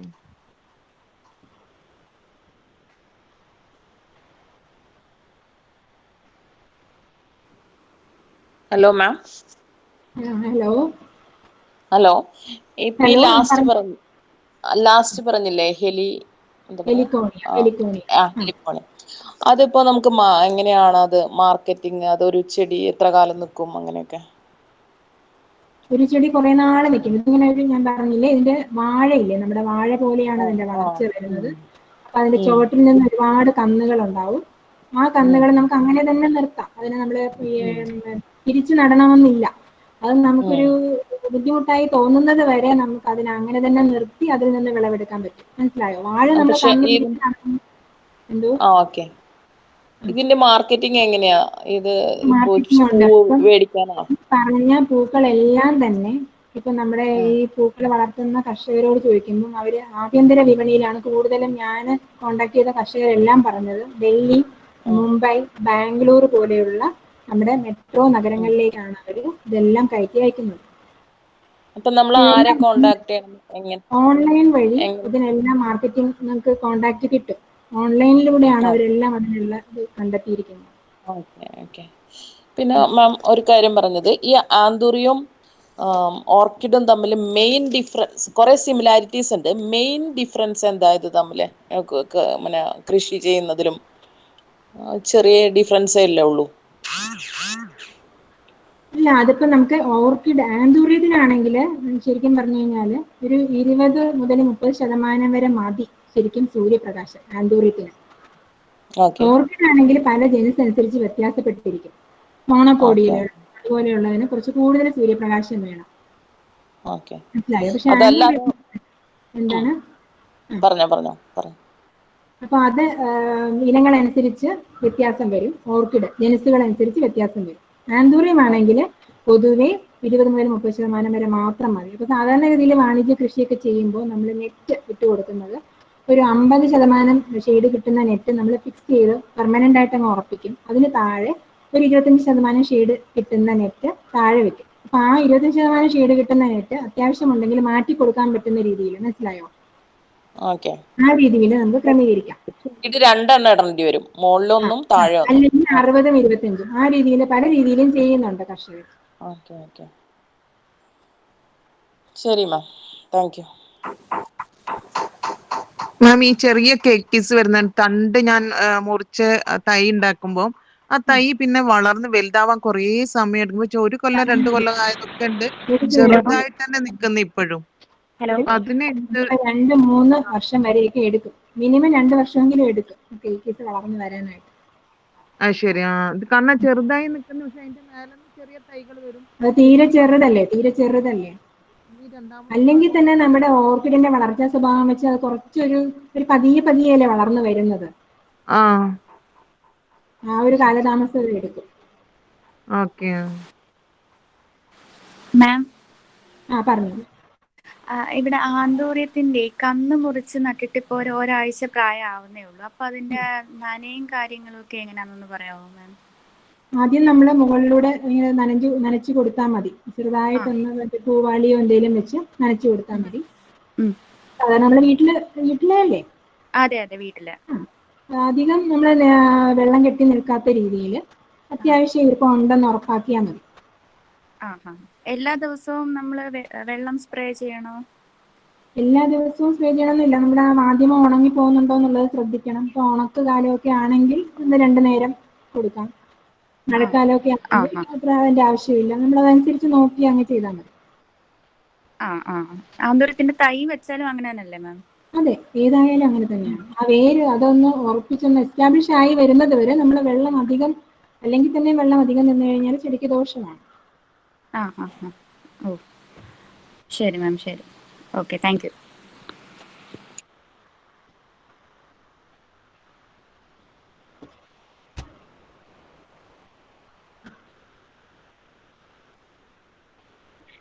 മാം,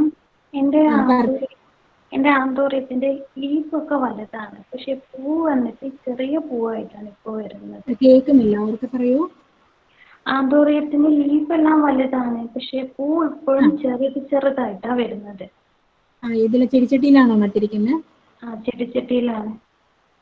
വളമൊക്കെ കൊടുത്തിട്ടുണ്ടോ? വളമൊക്കെ കൊടുക്കലുണ്ട്. എന്തുവാണ് വളം കൊടുത്തത്? ചാണകമാണ് കൊടുക്കല്. അത് ഏത് ഇനമാണ് നട്ടിരിക്കുന്നത്? ഈ ആന്തൂര്യത്തിൽ തന്നെ മിനിയേച്ചർ ഇനങ്ങളുണ്ട് കേട്ടോ, ചെറിയ ഉള്ളതുണ്ട്. മേടിച്ച് വന്നപ്പോ വലിയ പൂവായിരുന്നു. പൂവായിരുന്നു. അതിൽ നിന്ന് എടുത്തു വെച്ചതാണ് ഇത്.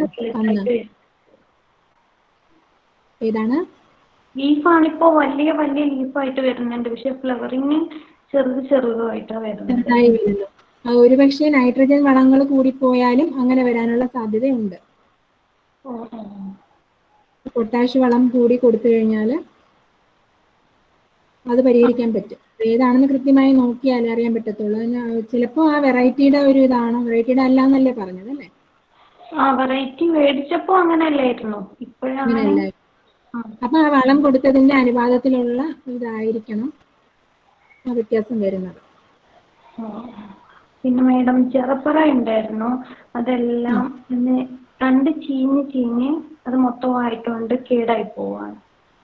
ഈ ജർബറ ഞാൻ പറഞ്ഞല്ലോ, നമ്മുടെ കാലാവസ്ഥയിൽ ശരിക്കും പറഞ്ഞു കഴിഞ്ഞാൽ നമുക്ക് അത്രയ്ക്ക് അങ്ങ് നമ്മുടെ വാണിജ്യ കൃഷിക്ക് വേണ്ടിയിട്ട് നമുക്ക് പ്രോത്സാഹിപ്പിക്കാൻ പറ്റുന്ന ഒരു വിളയെന്ന് പറയാൻ പറ്റില്ല. കാരണം ഈ ഒരു പ്രശ്നമുണ്ട് അതിനകത്ത്. കുമിഴ് രോഗങ്ങൾ ഒരുപാടുണ്ട്, അതുപോലെ നീരൂറ്റി കുടിക്കുന്ന പ്രാണികളുണ്ട്. അപ്പൊ ഈ പോളി ഹൗസ് പോലെയുള്ള സൗകര്യങ്ങൾ ഉള്ളവര് ഇത്രയും പോളി ഹൗസിന് വേണ്ടി നമ്മൾ ഇൻവെസ്റ്റ് ചെയ്യുമ്പോൾ ഇതിനു വേണ്ടി ഇതുപോലെയാണ് നശീകരണം, അതുപോലെയുള്ള മാർഗങ്ങളെല്ലാം അവലംബിച്ചുകൊണ്ട് കൃത്യമായ രീതിയിൽ ക്ഷമയോടെ കൃഷി ചെയ്തു കഴിഞ്ഞാൽ നമുക്ക് ജർബറയിൽ ലാഭം വരും. അല്ലെങ്കിൽ നമുക്ക് ജർബറ ഈ പറയുന്ന മറ്റു പൂക്കളെ പോലെ അത്ര എളുപ്പത്തിൽ ചെയ്യാൻ പറ്റില്ല. അതിനൊന്നും എന്തോ ഒഴിക്കാനൊന്നും പറ്റില്ല. അതാണ് ഞാൻ പറഞ്ഞത്, അണുനശീകരണം ആദ്യമേ ചെയ്യേണ്ടുന്നത്. ഈ മണ്ണിൽ നിന്നാണ് ഈ കുമിളുകൾ കൂടുതൽ വരുന്നത്, ഇതിന്റെ ഈ ചീയൽ രോഗത്തിന്റെ കുമിളുകൾ. അതുകൊണ്ടാണ് ഞാൻ പറഞ്ഞില്ലേ, ഫോർമാലിൻ ഉപയോഗിച്ച് അണുനശീകരണം നടത്തിയതിന് ശേഷമാണ് ചെടികൾ നടുന്നത്.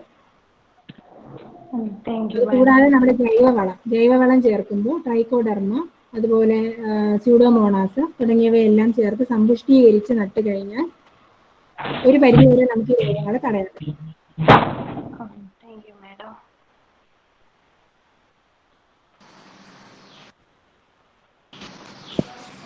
മാം, പറഞ്ഞു.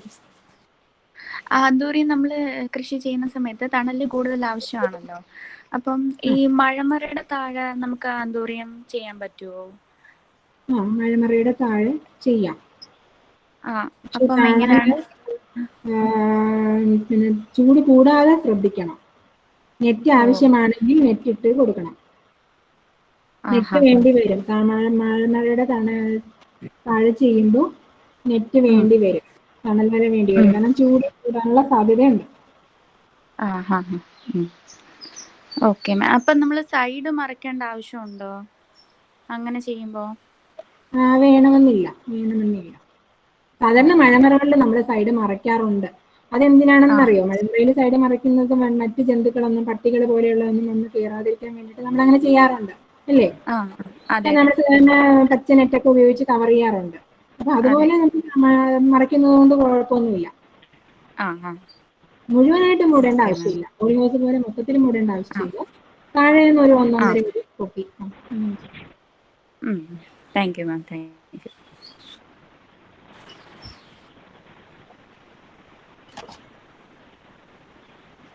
ഹലോ മാഡം, കേൾക്കുന്നുണ്ടോ? ഹലോ,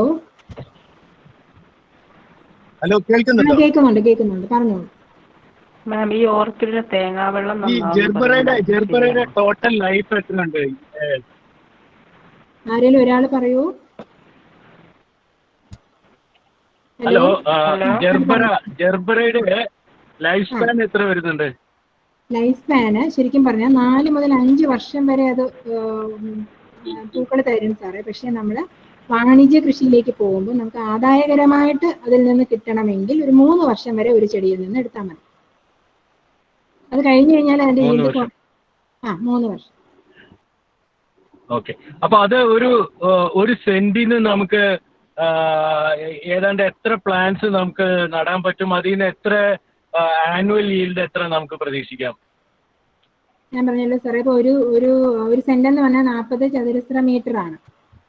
അപ്പൊ ഒരു ചതുരശ്ര മീറ്ററിൽ നമ്മൾ 6 മുതൽ 7 ചെടികൾ വരെ നടാൻ പറ്റും. അപ്പോ ഒരു സെന്റില് നമുക്ക് എത്ര നടാൻ പറ്റും? 40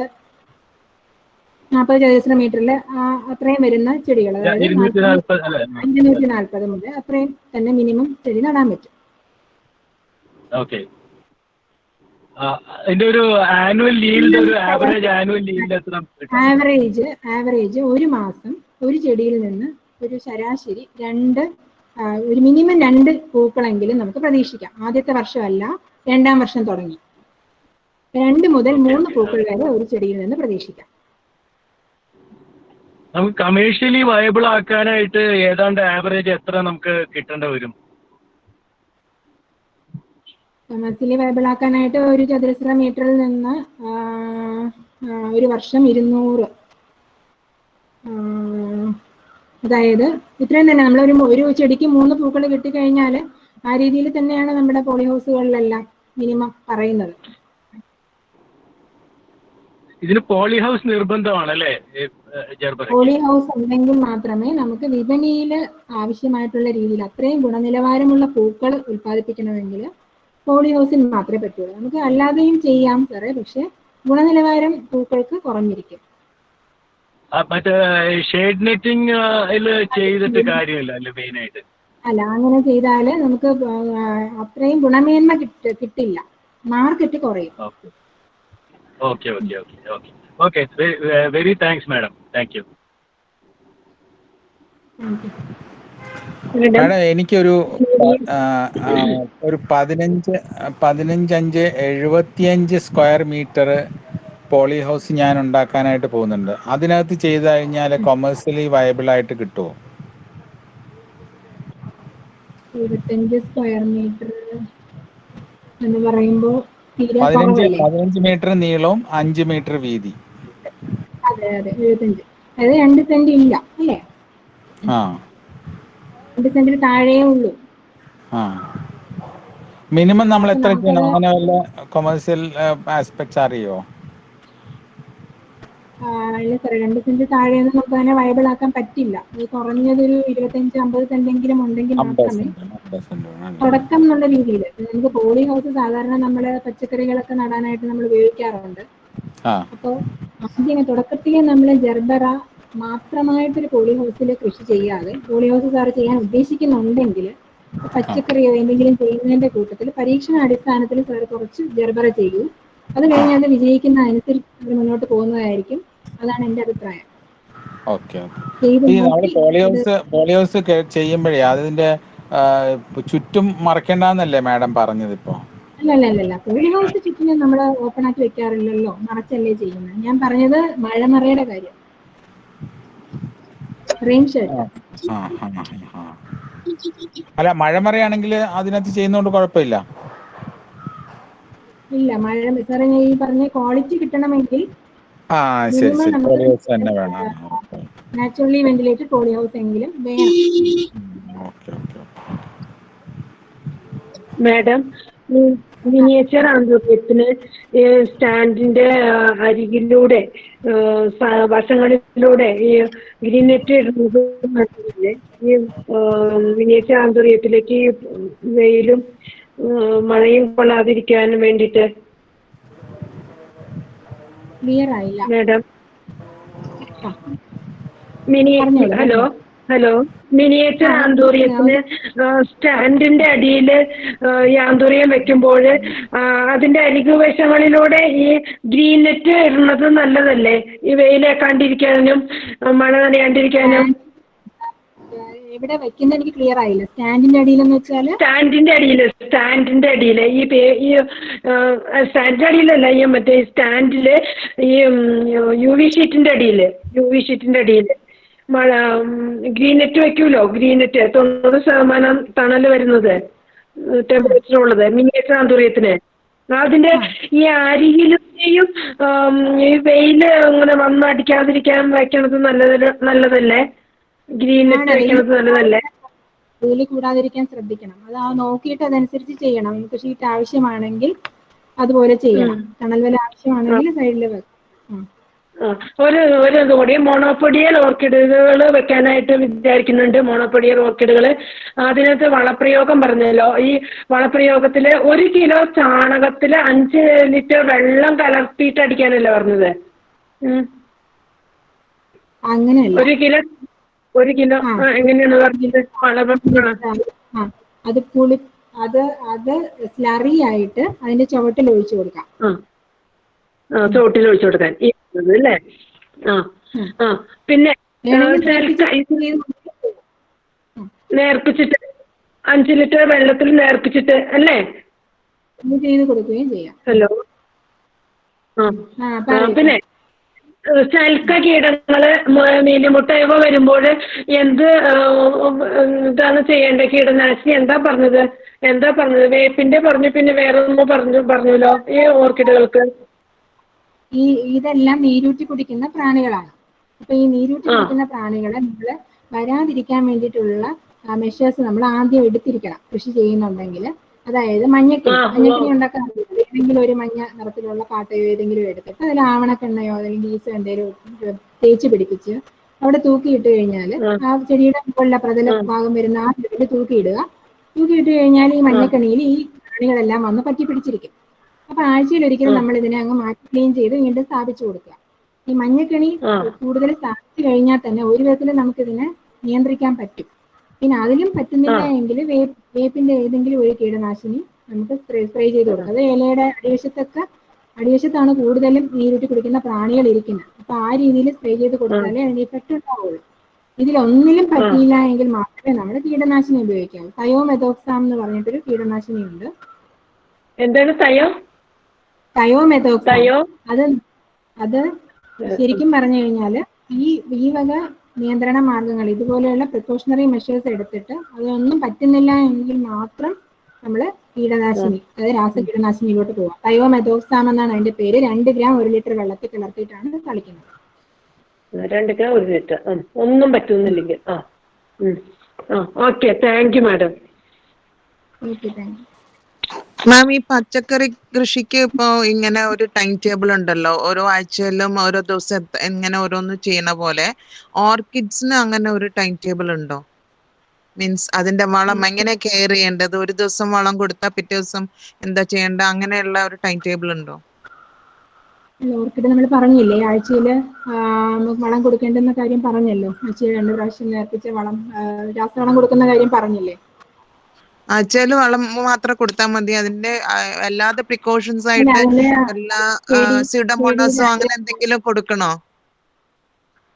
സ്യൂഡോമോണാസ് കൊടുക്കുന്നതുകൊണ്ട് ദോഷമില്ല. സ്യൂഡോമോണാസ് എന്ന് പറയുന്നത് ഒരു ജൈവമാണ്. അത് നമ്മുടെ അസുഖങ്ങൾ വരാതിരിക്കാനായിട്ട് അതിനെ ഹെൽപ്പ് ചെയ്യും. അപ്പൊ അത് സ്യൂഡോമോണാസ് വൺസ് ഇൻ കൊടുക്കുന്നതുകൊണ്ട് എ വീക്ക് കൊടുക്കുന്നതിന് കുഴപ്പമുണ്ടോ?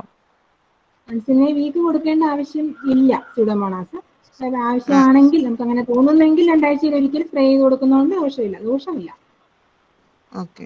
വളങ്ങൾ മാത്രം കൊടുത്താൽ മതി, അഥവാ ഈ കേട് ഉണ്ടെങ്കിൽ മാത്രം മറ്റുള്ളതൊക്കെ നോക്കിയാൽ മതി എന്നാണ് അല്ലേ? വളങ്ങൾ, ജൈവവളം, രാസവളം, പിന്നെ കേട് വരുന്നുണ്ടോന്ന് നമ്മൾ എപ്പോഴും സസൂക്ഷ്മം നിരീക്ഷിക്കണം. ചെടി വൃത്തിയായി സൂക്ഷിക്കുക, പരിസരം വൃത്തിയായി സൂക്ഷിക്കുക. മാം പറഞ്ഞില്ലേ, ചാണകം 1 കിലോ ചാണകം 5 ലിറ്റർ വെള്ളത്തിൽ പുതിർത്തിയിട്ട് 3-4 ദിവസം വെക്കണം എന്ന്. അത് പിന്നെയും വീണ്ടും ഡൈല്യൂട്ട് ചെയ്യണോ ഒഴിക്കുമ്പോ? നേർപ്പിച്ചാണ് നമ്മൾ ചെയ്യുന്നത്. വീണ്ടും ഡൈല്യൂട്ട് ചെയ്യേണ്ടത് എത്ര വെള്ളം ഇടണം ratio?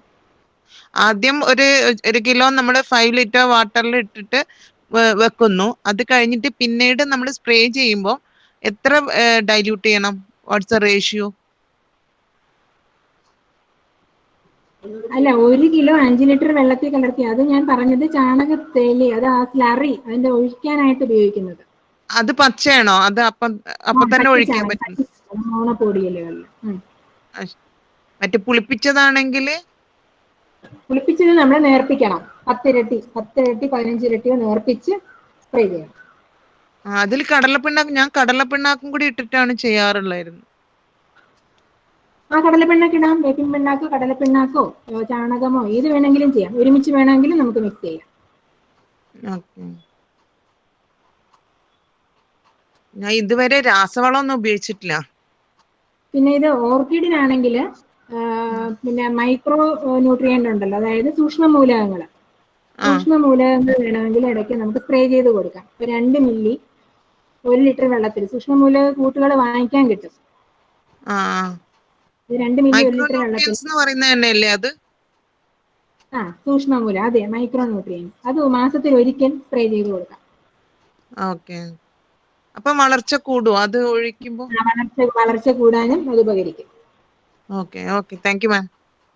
Okay, thank U.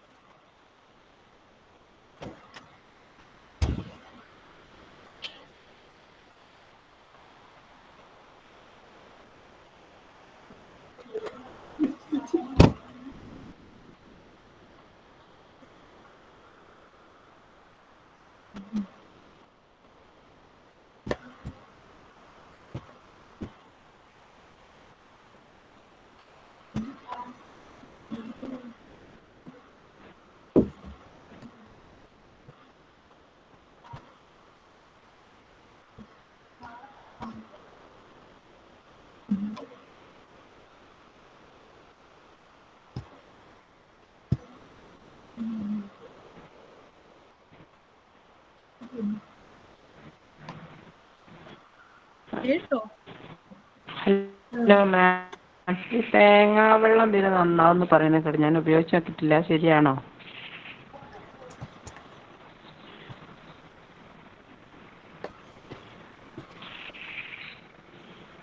Hello ma'am. Hello,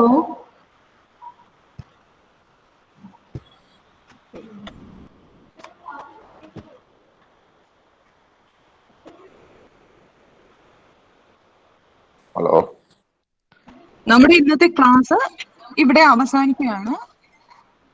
കാലത്തെ തോൽപ്പിക്കും പൂക്കൾ, ഓർക്കിഡ്, ആന്തൂറിയം, ജെർബറ, ഹെലിക്കോണിയ, ഈ പുഷ്പങ്ങളുടെ ഇനങ്ങള്, കൃഷി രീതി, വളപ്രയോഗം എന്നിവയെ കുറിച്ച് വിശദമായി ക്ലാസ് എടുത്തു തന്നിരിക്കുന്നത് വെള്ളായണി കാർഷിക കോളേജ് ഫലസസ്യ ശാസ്ത്ര വിഭാഗത്തിലെ assistant professor doctor Rashmi CR ആണ്. ഈ ക്ലാസ് പുഷ്പസ്നേഹികൾക്ക് വളരെ പ്രയോജനപ്പെട്ടു എന്ന് വിശ്വസിക്കട്ടെ. നമ്മളുടെ നാളത്തെ ക്ലാസ് കൂൾ സീസൺ വെജിറ്റബിൾസ്, അതായത് തണുപ്പ് കാലാവസ്ഥയിൽ വളർത്താൻ അനുയോജ്യമായ പച്ചക്കറികൾ, ഇവയെക്കുറിച്ചാണ്. നാളെ 2 മണിക്ക് ക്ലാസ് തുടങ്ങുന്നതാണ്. എല്ലാവർക്കും നന്ദി, നമസ്കാരം.